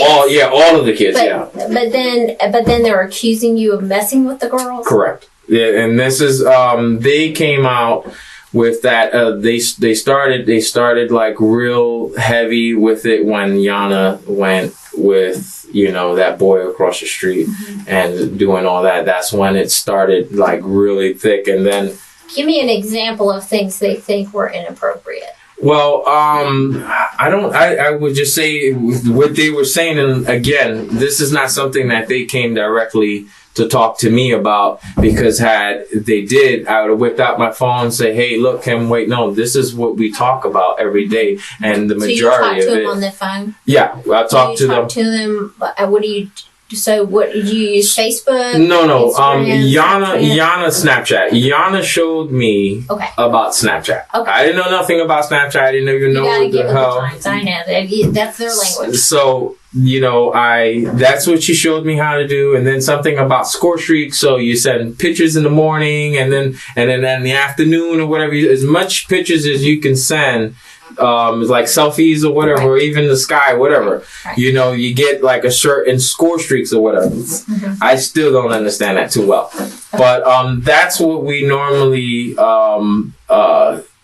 communicated through. Right. And the reason why is because, it kind of sounds like incriminating now, but it's because the messages delete. And there's a lot of things that they come tell me about their moms and that, about just their everyday struggles being in home, because they never wanted to be home. And that was just something that they didn't want their mom, because this happened before, and I'm pretty sure that's how it happened with the guy across the street, that she done went through her text messages and saw all this here stuff that they were talking about. And also prior to that, she had was talking to one of her friends about their living situation, and her mom just went smack the hell off on her, Which one? Who did she go off on? Yana. Ayana was Ayana. Ayana, yes. Ayana was in her mom at one point in time had a real tight relationship. Right. And then where that changed, I cannot put my finger on it, but it changed. And she got this sense that, mom doesn't care about us. And that's both the girls that used to, do that. Is mainly she doesn't care about us. All she cares about, Mr. Darius and is that her boyfriend? That's her boyfriend. Yeah. Mr. Darius and whatever they say about or whatnot. Yeah. So the ants are accusing you of this kind of stuff, and you're telling me that Ayana and Samaya, correct, both said no. Correct. That's right. They said nope. That never happened. That he's never been inappropriate with me or anything like that. This troubling detail is a glaring red flag. Why is a 33-year-old man engaging with a 16-year-old on Snapchat where messages get deleted after a certain time frame? And why is this their sole means of communication? What kinds of pictures and messages are they exchanging in secret? In the next clip, the detective drops a bombshell that will make Jonathan's blood run cold. They've uncovered the horrifying secret he's been desperately trying to hide. Okay, and then, so let me tell you how I got involved with this case, because if that were the case, I wouldn't be involved. Absolutely. Right, because that sounds like a non-starter. Right? Correct. So I get involved with the case when they're doing a missing persons report, right, for Ayana, is it? Ayana. And so while doing that, they were looking on her computer. Correct. And so they're finding stuff on the computer that she's authoring. Mm-hmm. That's implying a sexual relationship with you. Almost like a love affair. Well, I also read the same thing because Margie took a picture of it and sent it to my wife. And this Okay, was so the you saw first it. time I did. Okay. And this was the first time that we were introduced to the police. They came to the house. This is after she ran away. Okay. And they came to the house searching for her and through our house. Right. So, yes, I also read it, and it was a character What do you make named of that? Jose. This blew my mind all the way around because it's a lot of stuff in that thing we actually did talk about, about her sister having relations with her boyfriend and stuff like that. So there's a lot of stuff that is there that makes sense, and then there's other stuff that is like, wait a minute, that doesn't make sense at all. This is not something that we've ever talked about. Right. So but some of it almost it's pertaining to your house or your home, and so because there was like 4 pages. I only saw the Right. I think 2 or whatever. But in reflect, right? Mm-hmm. So, but Samaya is also mentioned in there as well. Correct. So that's how I met with Samaya. Mm-hmm.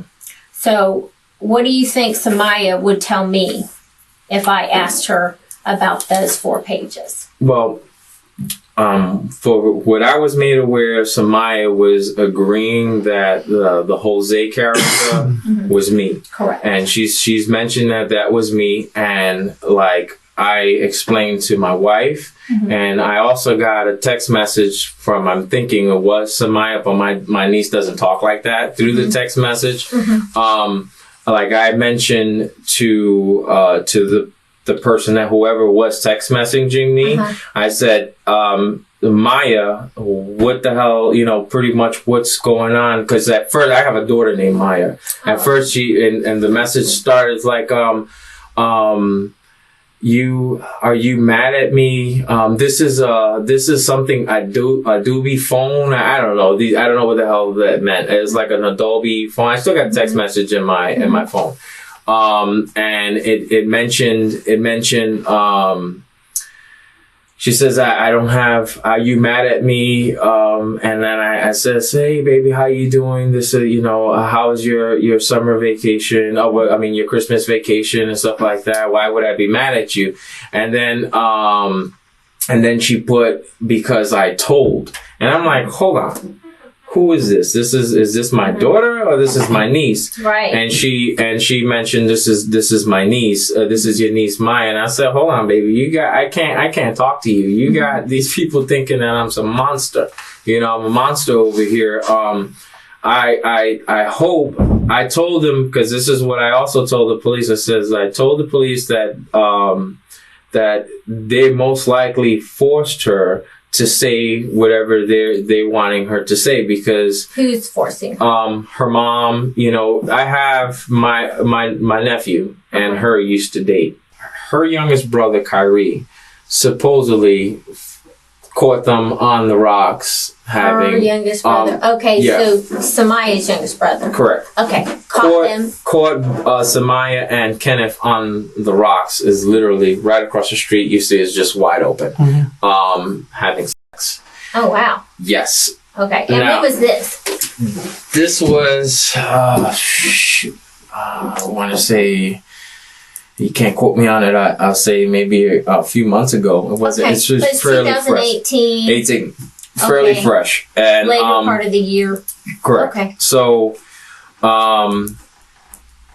everything boiled over. I called Kenneth. I says, "Hey, Kenneth, you know, my sister-in-law is like screaming at Oh, yeah. my wife right now about you two having any relations on Right. the rocks." Right. And he says, "No, that never happened. What are you talking about?" Then I hear my wife. I told my wife. I says, "He's denying it, you know," and my wife was like, "Samaya just admitted to it."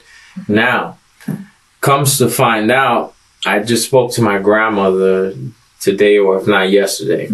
She told me the story, and also my aunt also said the same thing too. And that's just kind of scary. She said Samaya came one day to school, and because he doesn't go to the same school, but he transfers buses there at the sometimes same they school. meet at a bus place and go to another school. She met up with him. Her face was super swollen, like as she got beat up, and she gave him a letter. And the letter pretty much was, "I'm sorry, my mom forced me to, you know, admit that I had sex with you. I know it never happened." And yeah, She said it didn't happen. it never happened. And this is like, it was like, okay, mind blowing, you know. Right. And also there was another time that Samaya told me this about her cousin, which was Elijah. Elijah. Supposedly he was molesting her since about 5 to 7 years old until about 2000 and beginning of 2018. So I know about Elijah because Yes. that case was handled with us. Correct. After Iana went missing, her mother, Kimberly, scoured the computer for clues to aid in her search. There, she found a 4-page letter written by Iana.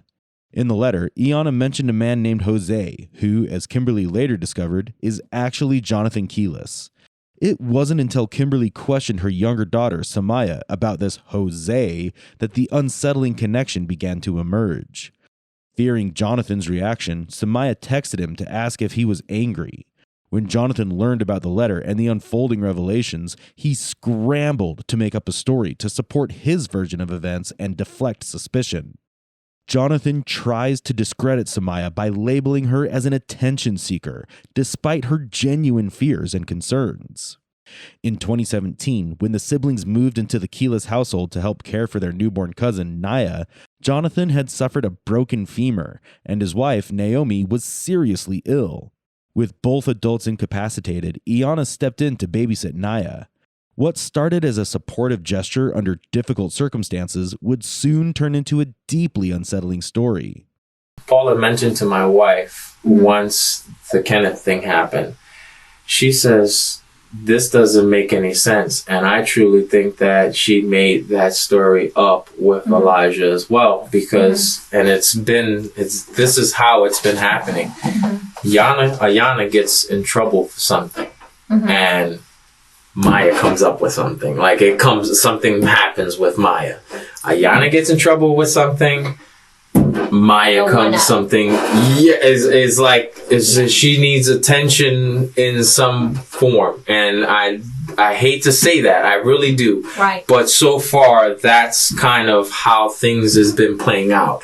You know, and I, like I said, I don't want to put no shade or anything on this situation. This is a very serious situation. I understand that, but that has been the track record thus far. So now, Yana is missing. She ran away or whatnot.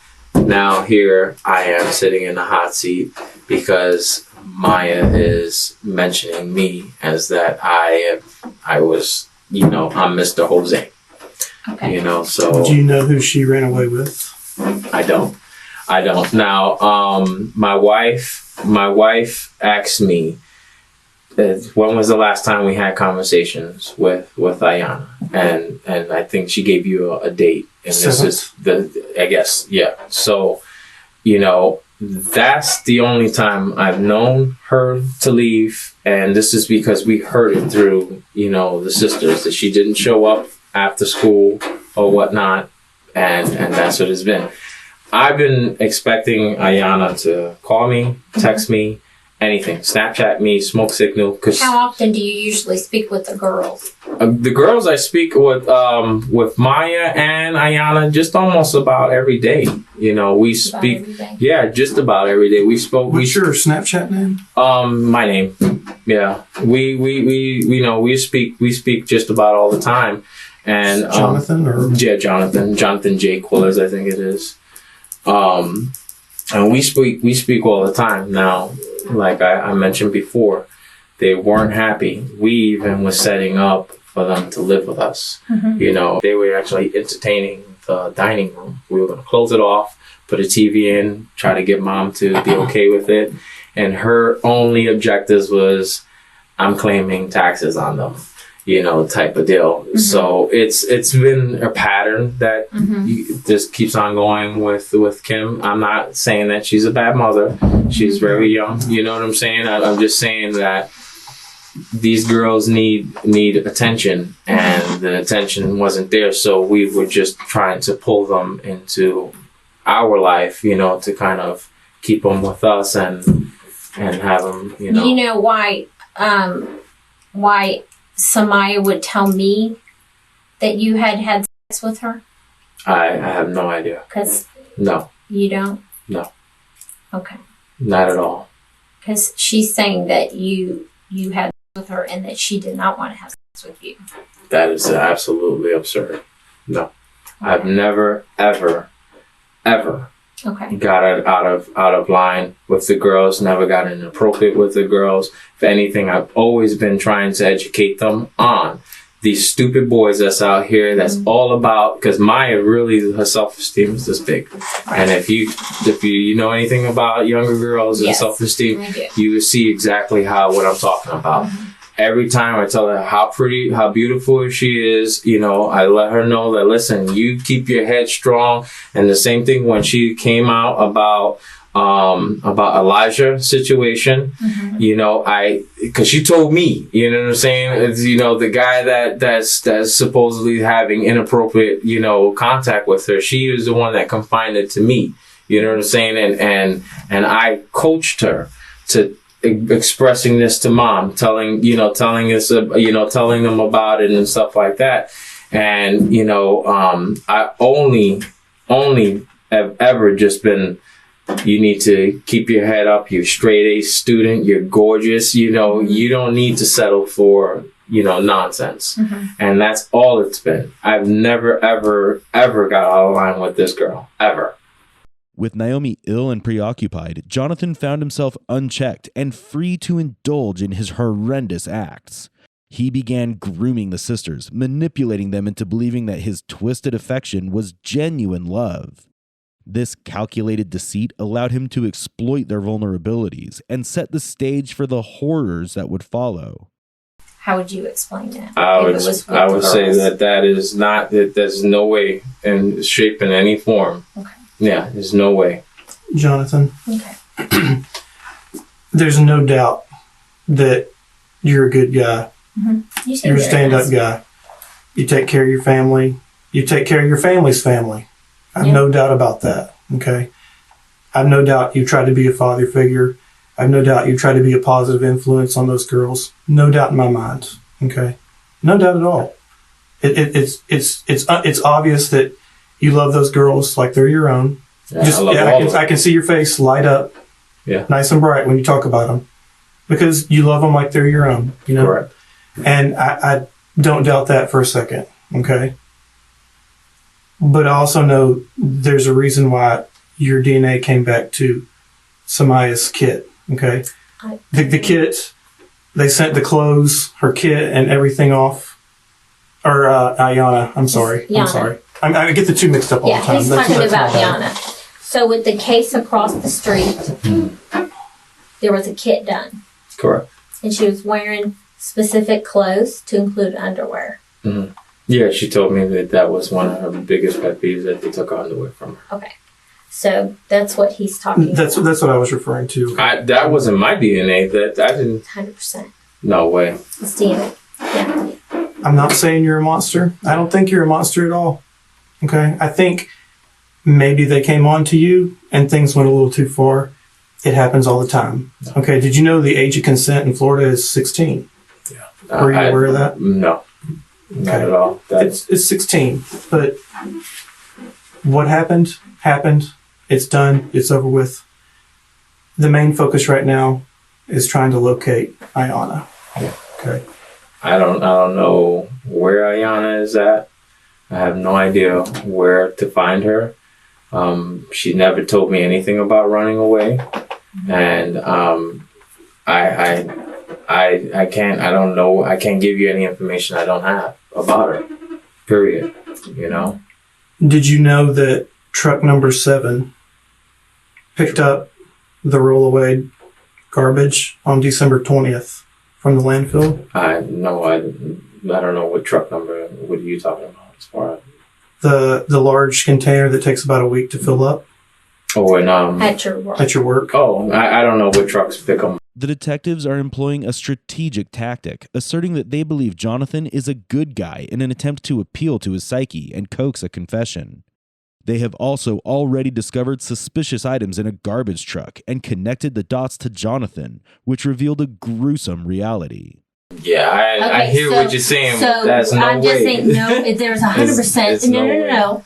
Because either I'm lying Yeah. or it's 100%, and I'm telling you it's 100%. Yeah. That is something that I would never do in my business, in what I do. And let me tell you why. I have a policy on that.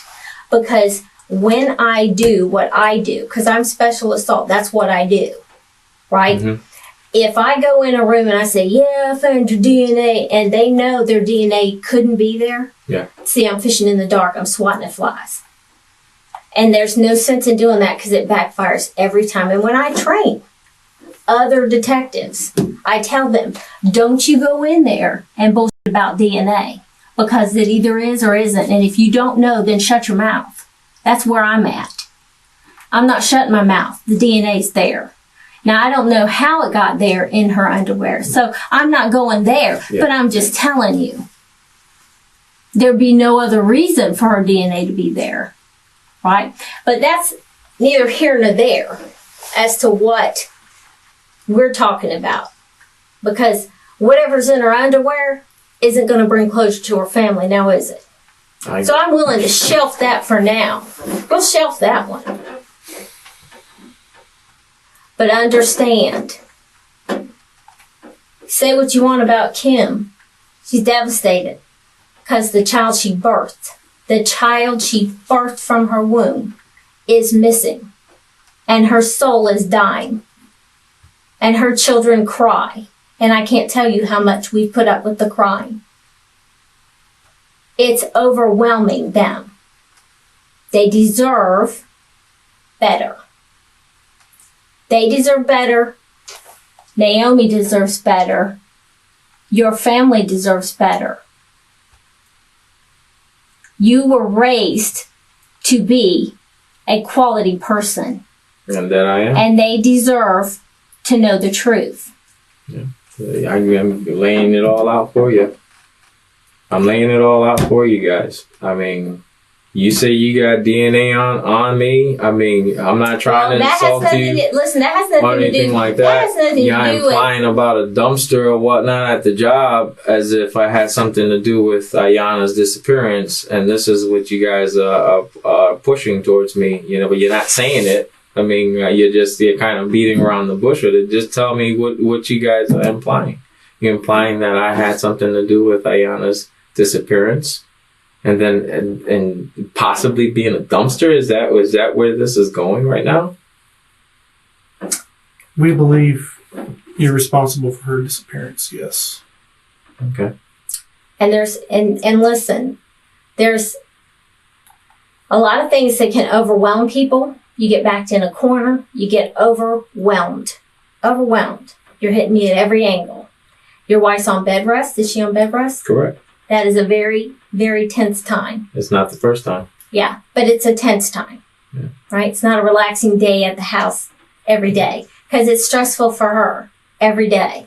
Yeah, because you want to do stuff and you My can't. wife and I we have no issues whatsoever. Mm-hmm. My wife and I have no problems. I mean, we've in the first year of our marriage has been hectic, Mm-hmm. but other than that, we've been two peas in a pie. So there's you can't bring my wife into any of this thing. That maybe this is the reason why I can possibly be the reason why Ayana is disappearing, as you just say. Mm-hmm. Truthfully, How many months is your wife pregnant? my wife is about to give birth. Right. Yeah. And how far along was Deanna? I don't know. The last 5 going on 6 the months. last we checked, 5 months or something like that. That's stressful. Yeah. I mean, how for whom though? It's stressful. That would be stressful. Yeah. For both of them at the same time. I wouldn't know anything about Ayana being stressed about any baby, because when she finally let anybody know about her being pregnant, she was over 5 months already. Mm-hmm. Yeah, I didn't know. That was just as shocked as her mother. And you read the diary? I'm sorry? You read the diary. I just read only the the pages that was given to my wife. How would you surmise that diary? As a girl that had a vivid imagination. Who was in love? Yeah, and you know what? Yana's track record with boys is not. Yeah. It's pretty intensive with her falling in love with people.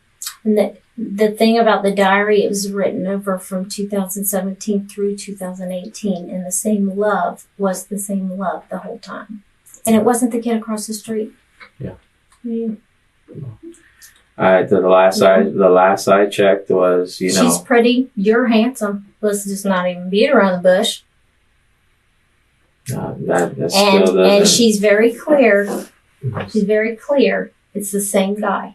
And this is a diary that she goes back to over periods of time. Still talking about the same guy. So for a fantasy, it's a fantasy she's been repeating for over a year. And guess who's the topic of her fantasy? Jose, you. No. Yeah. I'm sorry. 100%. No. Because I also talked to Samaya. Yeah. Who's Jose? So Jose is my uncle. Yeah. Like I said, it's not. I won't be surprised if they forced her to say that. No, she didn't force when I was talking to her. Yeah, I'm pretty sure. When I made everybody leave, like we had a conversation. Yeah. That doesn't. She doesn't. Samaya is a quiet person. But this is crazy, dude. I'm like, is not. This is but wow. she is not as quiet as she is. She's a very dominant person, which is unusual. She has like a quiet power. Mm-hmm. And I don't think you can get somebody to do crap if you don't want her to. In a startling revelation, it's disclosed that Iana was 5 months pregnant when she disappeared.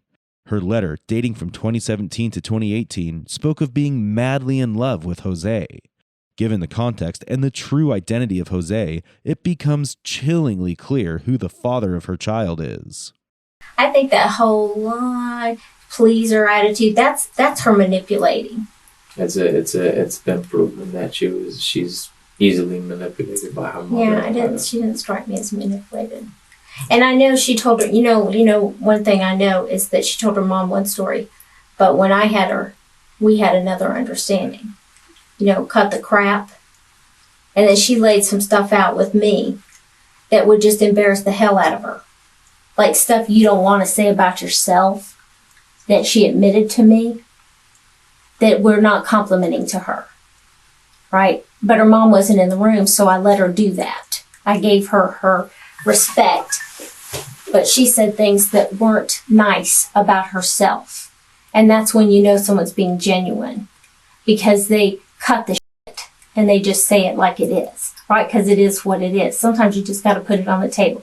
It's like ripping a Band-Aid off or jumping in a cold pool. You just got to go for it or you'll be tiptoeing all day long. And we can tiptoe, Jonathan, all day long. It's nothing to tiptoe about. I don't want to tiptoe. And I'm telling you right now, she said things that we're not complimenting. I understand that. And she was very descriptive and very clear.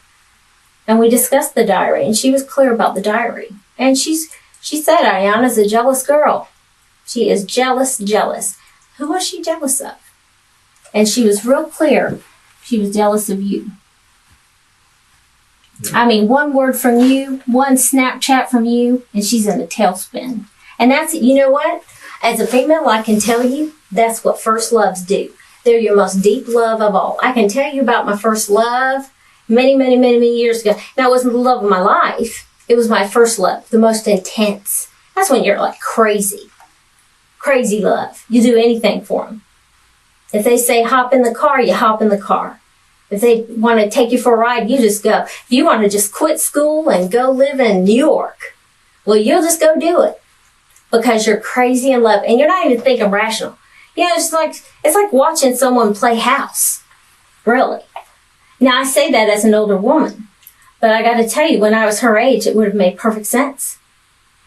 You fall in love and you think, oh, we're going to go get a house and set up shop. And I'm not even thinking about how we're going to make a living, or that I'm underage, or that I don't have my education.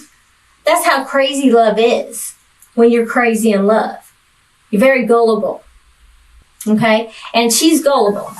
She was gullible. And she was madly in love for over a year. Over a year. I'm sorry. And then I have DNA.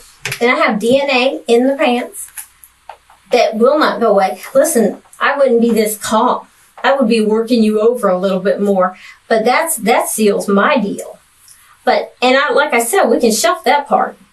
Because at this point, Detective Abbott and I are more concerned with more pressing issue. Okay, and notice we're not looking for Ayanna. Yeah. We're saying closure for the family. I don't have any deal with Ayanna's disappearance, and that's just what it's gonna be. I'm sorry, and you guys are charging me with it. No. I'm not charging you with that. I have an accusation from Samaya. Mm-hmm. Okay, that's very descriptive. So I'm not charging you at this point with anything with Ayanna. So I'm wanting closure.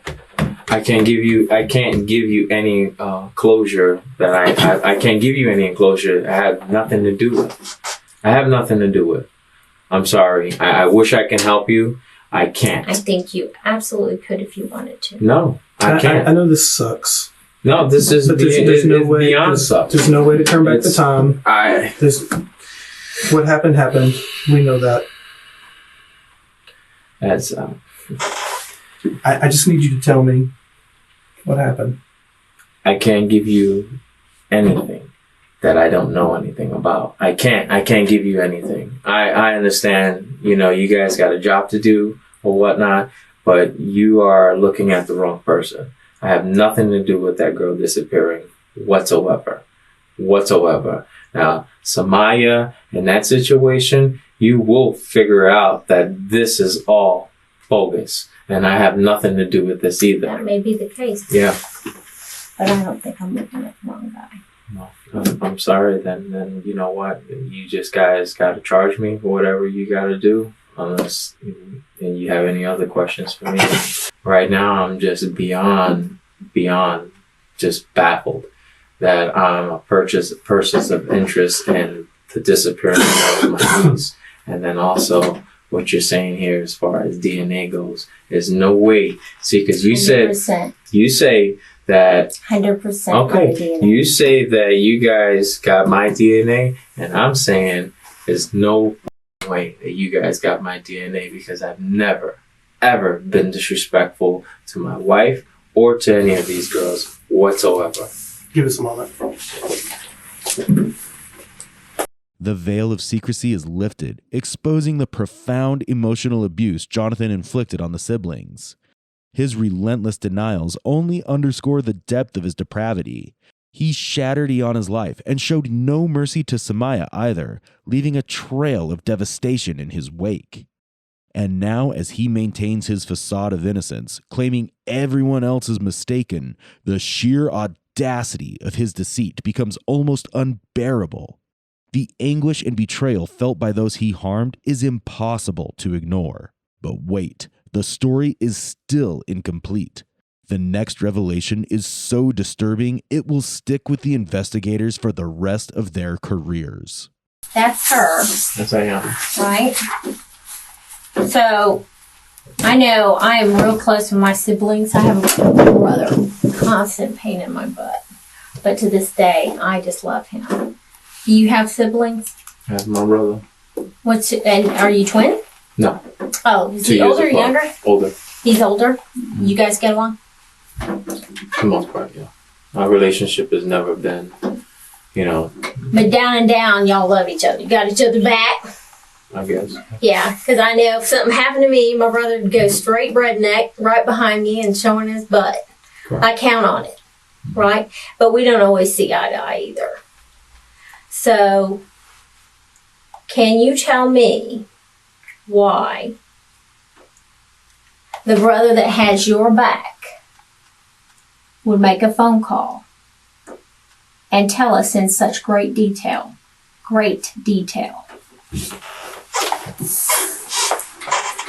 how she must have been suffering? Everything he's told us is lining up.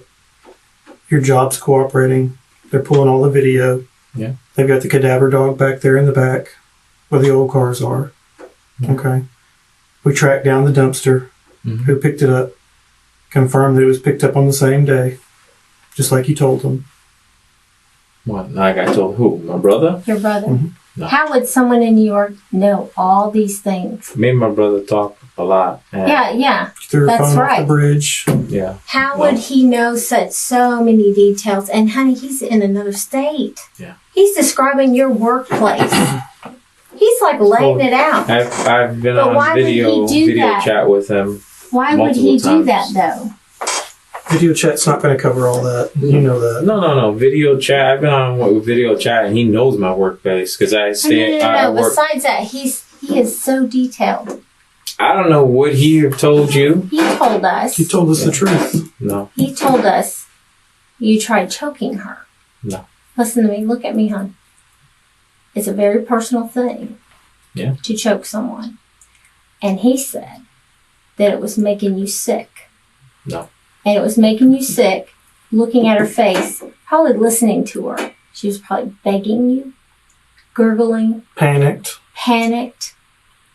I'm so sorry, guys. And he said that This is you not- got really upset, No. and then you ended up shooting her. No. I don't know why your brother would say all that. I mean, is he as imaginative as Samaya? No. Do you know my what brother? I mean? My brother.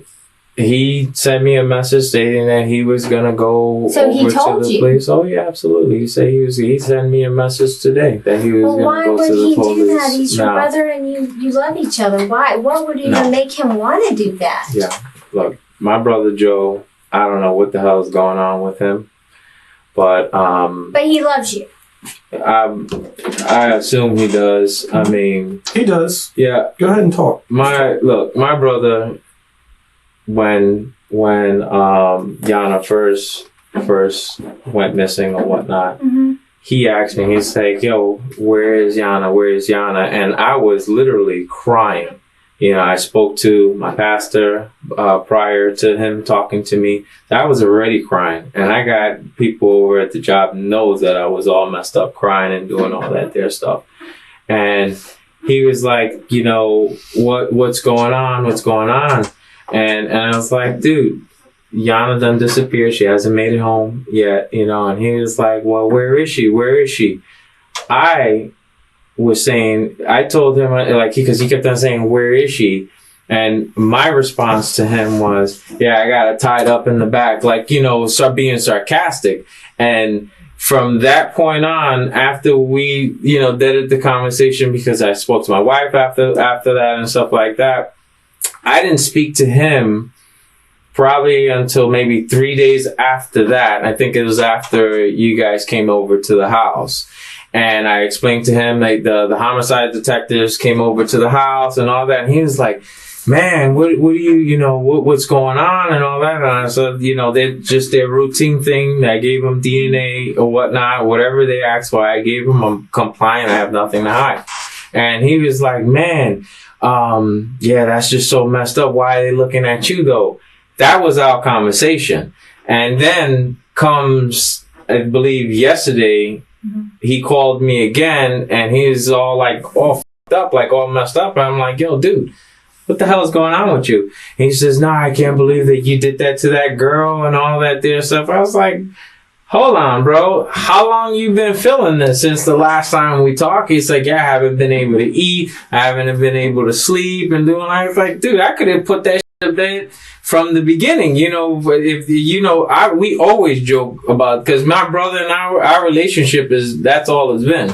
We grew up together, but his style of life didn't concur with my style of life. I was in, you know, the NYPD auxiliary police office, and he was a drug dealer, you know, so our life didn't, you know, coincide with each other. So, you know, we never been that tight. So anything that we've ever talked about was always on joking basis. You know, him being in love with a midget, you know what I'm saying? You know, him being with other women around his wife and all that dear stuff because he's Muslim or whatnot. Everything has always been on a joking matter. Like, I would, you know, I don't understand. He wasn't joking when he called it. Jonathan never expected his brother Joseph to turn him in. But unlike Jonathan, Joseph had a moral compass and couldn't bear the weight of the hidden truth. He called the police, exposing Jonathan's devious scheme. When Iana revealed her pregnancy, Jonathan saw his carefully crafted lies collapsing and devised a deadly plan. Pretending to run away together, he lured her to his workplace, where his true intentions emerged. After a failed attempt to choke her, he coldly shot her in the chest.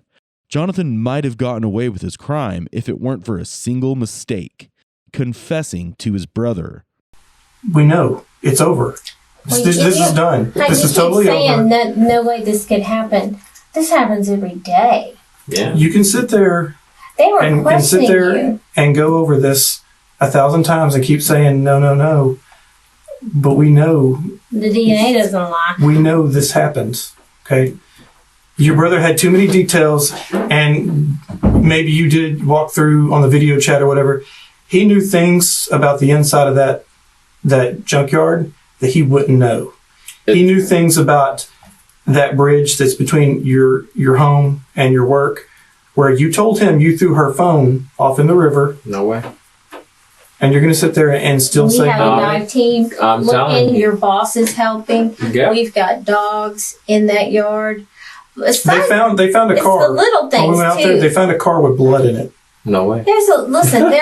There's no way, man. I'm telling you, you guys. Jonathan, there's no way. Jonathan, This is your time to the get devil right. is in the details. But let me tell you this: even just the little things throughout. Like your name didn't come out of a hat. We're not picking on you. When they questioned you, and they were talking to you at your home, What time? homicide. Okay. You mentioned to them that she had 38 pair of underwear. No, my wife mentioned that. Huh?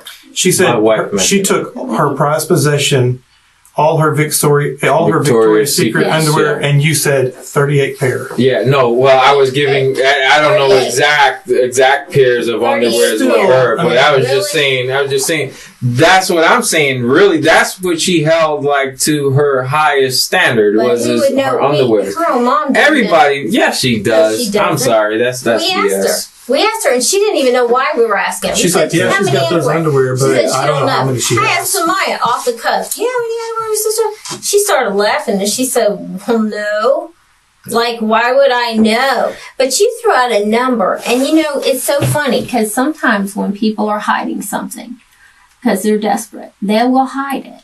But their body always tattletales on them. They give off things that they didn't mean to give off. And I can see her sharing with you. To hide. I can see her sharing with you my with wife little bags that packed. set the numbers of underwears that she has because my wife Someone knows. picked her up from school and someone took her to where you work. I'm sorry. Don't be sorry. I'm Listen, sorry that you guys are thinking that this is the situation now, because I spoke to my brother And I know what he was telling you guys and all that. Detail. Yeah, and I'm like, I keep on saying, I'm details sorry. From you. He did not get his details from me. No, he because did. he did not. No, I talked to him today. Good. I'm glad you did. My brother, I mean, if that's what you're gonna if you guys got to go off of, I mean, we are confirming everything he told us. Okay. Then I don't know. But this is your chance. This is your chance, man. I mean, come on. seriously. This is your chance to do the right thing. Was so in love with you. No. So in love with you. Not with me. She was. And she definitely had a pair of underwear on with your guy swimming in it. No. Yes. That's 100% science. That's science you can't argue with. No. And that's from a long time ago. So this isn't even something that was recent. And I can see her being 5 months pregnant when your wife, who is a very dominant person, because you said yourself she's a blunt, pull no punches woman. Right. And I got to tell you as a woman, if I'm on bed rest with your baby, I don't want to find out that my niece is also with your baby. And when we have little play dates, and we have well, seriously. I'm being very serious. You're correct on that. Yeah. Okay, so we'll agree on that. That's a non-starter. And when you say, well, I don't have any pressure, listen, you did. I did not. I don't have Twin any birthdays. pressure at all. Listen, not even birthdays, just the same thing. How do you even have Christmas? How do you have any holidays? Because the little baby Ayana would have had was looking a lot like the one you just had. Right? And that's evident from her diary, her 4-page diary, where she goes into great detail about how much she's in love with you. And on top of all of that, we have the DNA. Then we don't even know your brother. He found us. Are you kidding? He's calling us with details. You tried to choke her, and she wasn't dying right, and it was making you sick. Looking at her. That is crazy. Well, that's something no one asked for. Hell, I didn't even know you had a brother. He enlightened us. DNA is science. We can, that's given. She's speaking from the dead. She's speaking from the dead. 4 pages at different times of her love, professing her love, and how she wants to run away. How y'all are going to just be that little family that I talked about. How when you're so in love, you just are gullible and you do whatever someone says. And if they say, hey, pack a couple bags, meet me on the edge of your school property, we're going to run away together. Oh, I believe she did it. I certainly do. I believe she did it. And I believe it's just a matter of time. And the question is, you talked about Samaya making you out to be a monster. Question for you, Jonathan. Are you a monster? Are you a monster? Not at all. Look at her face. I could look at her face. They need closure. I'm not a monster. I had nothing to do with her disappearance. I have nothing to do with her disappearance at all. So the whole family's off. Samaya's a liar. Your brother who loves you is just crazy. Right? Everyone's just circling Jonathan. The last I spoke with my brother, he was all bent out of shape, and he was just like, yeah, I can't believe, I'm disappointed in you and all that there stuff. And I'm like, hold on, bro. You got this all twisted. I didn't do nothing. I have no idea what the hell happened with this young lady, any of that. So then how did he have all those details? I don't know how he had all those details. I'm sorry. I don't know how he had any of those details. You told him. No. You know you did. I did not. Even after learning that his brother has confessed everything to the police, Jonathan stubbornly refuses to utter a word. In a foolish display, he continues to act confident, thinking he can outwit detectives and the truth and get what he wants. This is my partner, Detective K3. We're almost done. All right, just bear with me. I just want to run through this timeline one more time, just so I can make sure I got all my facts straight. Okay, because I talked to you, I took some notes, but I don't want to inaccurately document this. Okay, we've looked up everything. Yeah. Okay, we've done our research. It's when I say we turned over every stone, we have turned over every stone. And we wouldn't call you in here, and we wouldn't talk to you, and we wouldn't give you the benefit of the doubt to tell us the truth if we hadn't turned over every stone. We're not fucking around. We're not lying to you. This isn't TV. We don't make shit up. Okay? Tell us. Tell us. I don't have anything to tell you guys. I don't. I don't have anything to tell you guys. No, I know, like I told you guys before, I know you guys got a job to do. And I understand. I understand my situation is looking crazy. I get that. But, like, when your facts come back, all of it is going to point in different ways. It's not going to point to me. Which facts? Who do you think it's going to point to? I have no idea. I have no idea. I'm talking about what we have at hand. You guys are homicide detectives. We're talking about my niece being gone. That has nothing to do with me at all. I think it has everything to do with you. Slowly but surely, every fact has come back to you. When we came out to your house on the 30th, we asked you for DNA because we wanted to test it against that kit she had in March. Okay, those things take forever to test. We put a rush on it. Okay? We tested it against yours. And the dude across the street. Came back to both of you. His and yours. There's no way, man. I'm telling you. There's no way. I'm not bullshitting you, man. I feel kind of bullshitted, bro, because there is no way that DNA would come back to me. Period. How did it get there? I have no idea. Did you? I have no idea at all. I've never had any sexual contact with any of these girls. I never got ever inappropriate with them. And I mean, it's one time that I call Samaya a hoe. It was like, whatever, and that was it. And she flipped the hell out. That was the only time that I've ever called any of them out of their name, let alone be inappropriate with them. So when I'm telling you, you saying the DNA came back with me and him, that is just way hell no. I'm going to ask you a few. Criminals like Jonathan often find themselves torn between the weight of their guilt and the fear of facing justice. In the safety of a close relationship, they may feel more in control, believing that a family member's loyalty will shield them from the full force of the law. Questions, and these may sound very bizarre and out of left field. Okay, so don't be offended by this. Have you ever worn her underwear? No. Have you ever jerked off into her underwear? Absolutely not. Okay. Your wife, she's a lot taller than her. She weighs a lot more. I'm not saying she's overweight, but she's pregnant. Yeah. Does your wife and her share underwear? No.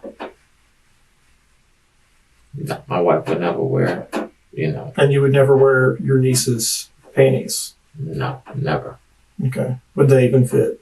I couldn't tell you. She's real skinny, so the last I checked that. Do you see where we're going with this? I do.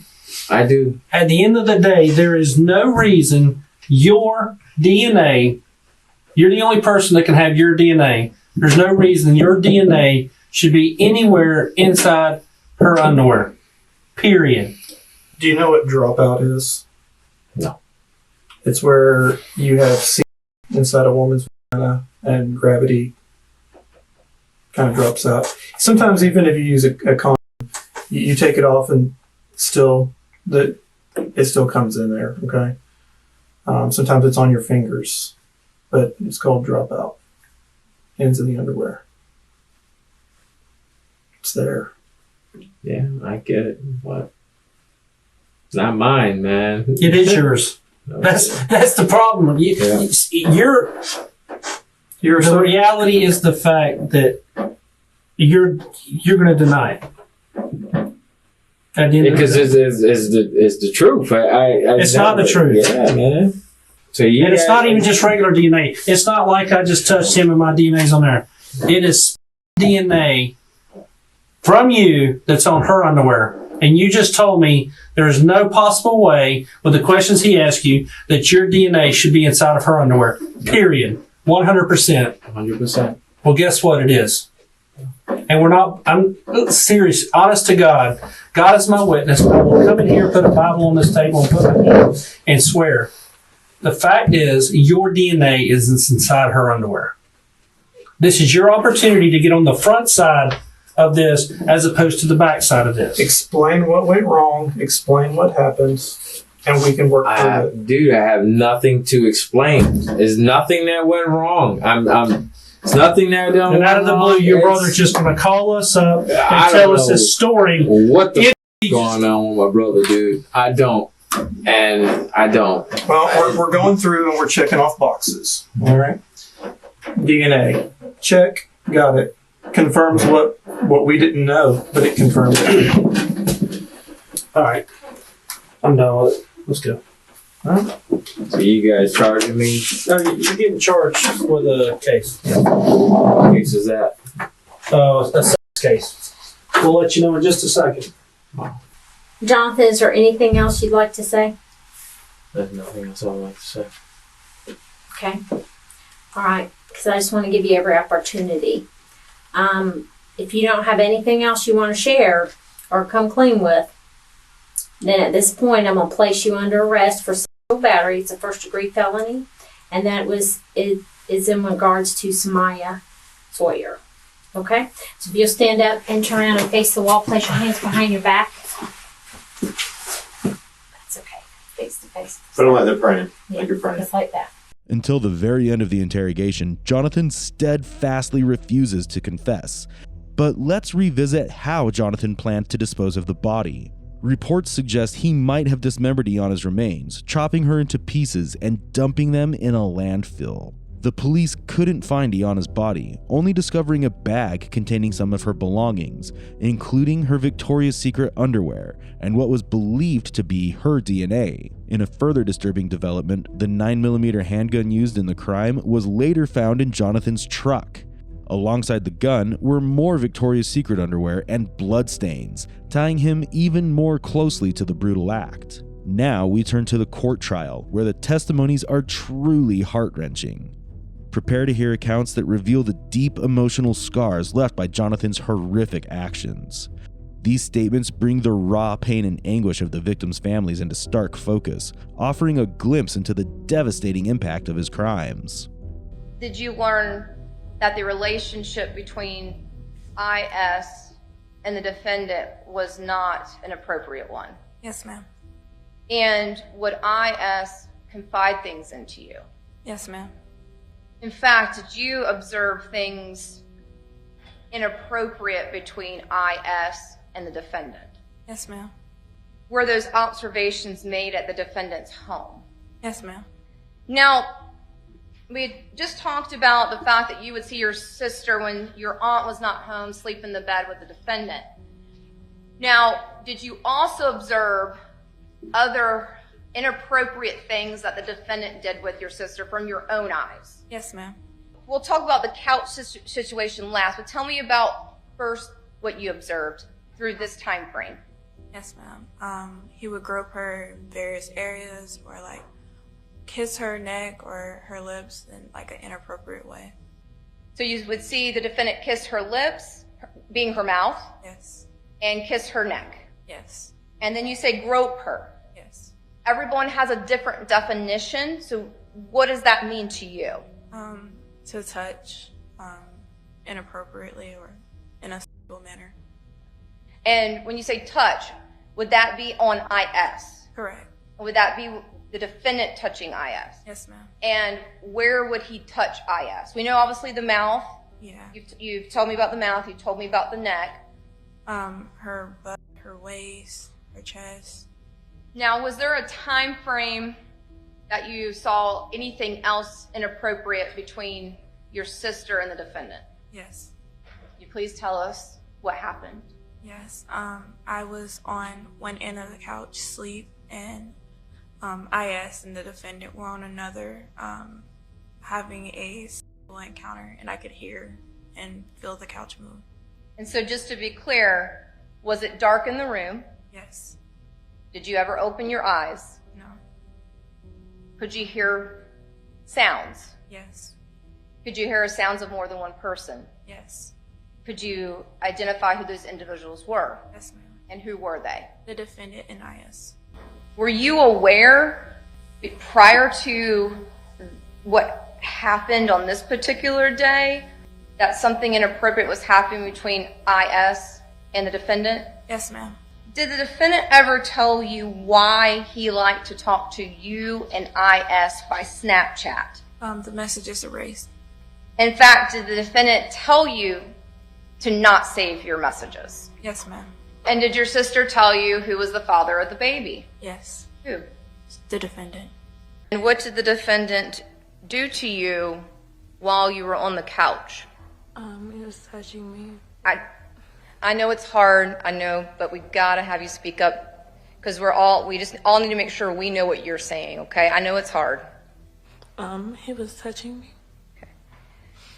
When you say touching me, I know I have to ask the difficult questions. I apologize again. When you say touching me, what is the defendant touching you with? His genitals. Did you ever go to your mom and tell her? No. Were you, in fact, the one that got confronted about it? Yes. And was that because your mom had found something? Yes. And based upon that, did your mom then confront you? Yes.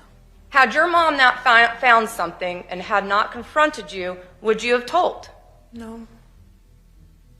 Were you afraid to tell anything? Yes. So you did not freely tell this information, did you? No, I didn't. Were you also protecting your sister? Yes. And why? I thought she was going with my grandma, and I wanted to keep our friendship. Did you think if you told about this that your sister would be mad at you? Yeah. And did you want to keep her secret from the world? Yeah. If you could. Yeah. You cannot tell us anything that you ever witnessed or suspected outside of those allegations that you questioned your nieces about that would be considered inappropriate behavior between your nieces, ISS or IS, and Mr. Quilles, correct? In hindsight, as opposed to with all the new information, I can sit back and say, okay, well, that was strange, to cooking my niece a meal every time, especially knowing that she was also pregnant at the same time that I was pregnant. At that time, no, but afterwards, having over 4.5, almost 5 years to sit back and think in hindsight, yes, I will say that that was extremely strange. When I realized, as when I walked into, I saw him hugging her, and he wasn't hugging her like you would a buddy, a pal, or a niece or nephew. He was hugging her like you would your spouse, your mate, or someone you was in love with. When I walked out and I seen him, he was hugging her. He jumped. I startled him. The trial began on September 14th, 2023, marking the start of a pivotal chapter in the case. During this period, detectives orchestrated a strategic move by convincing some of the inmates where Jonathan was being held to engage in conversation with him. One of these inmates was wired with a hidden microphone to record their interactions. In a shocking confession, Jonathan admitted to killing Iana, claiming he had no other choice but to end her life. These incriminating statements were later presented as crucial testimonies in court, adding another layer to the trove of evidence against him. On September 21st, the jury reached the verdict after less than 1 hour of deliberation. Jonathan was found guilty on 2 counts of first-degree murder and sexual battery. On October 2nd, 2023, he was sentenced to 3 consecutive life sentences. He will also be designated as a sexual predator. Iana's story serves as a stark reminder of the hidden dangers that can lurk beneath familiar faces. Her memory urges us to stay vigilant and protect our children from those who might harm them, no matter how trustworthy they seem. The profound trauma inflicted on her sister Samaya will forever alter her life, casting a shadow that no one can truly erase. As we close this chapter, we remember Iana Sawyer, a young life cut tragically short. Her story leaves us all with heart-wrenching questions. If Iana's mother had discovered Jonathan's twisted plans and prevented her from going to his house, might Iana have pursued her dreams of becoming a lawyer or a doctor? Imagine the future that could have been, one filled with hope, achievement, and a life lived to its fullest. Instead, we are left to mourn the potential lost. And then there's Samaya, whose life will be forever tainted by the trauma she endured. The shadows of this nightmare will follow her, casting a long and painful shadow over her future. Let us know in the comments section below how you feel about this tragic story, and if there are any other cases you'd like us to cover. For more gripping content like this, remember to like, share, and subscribe to our channel, Real Crime Psychology.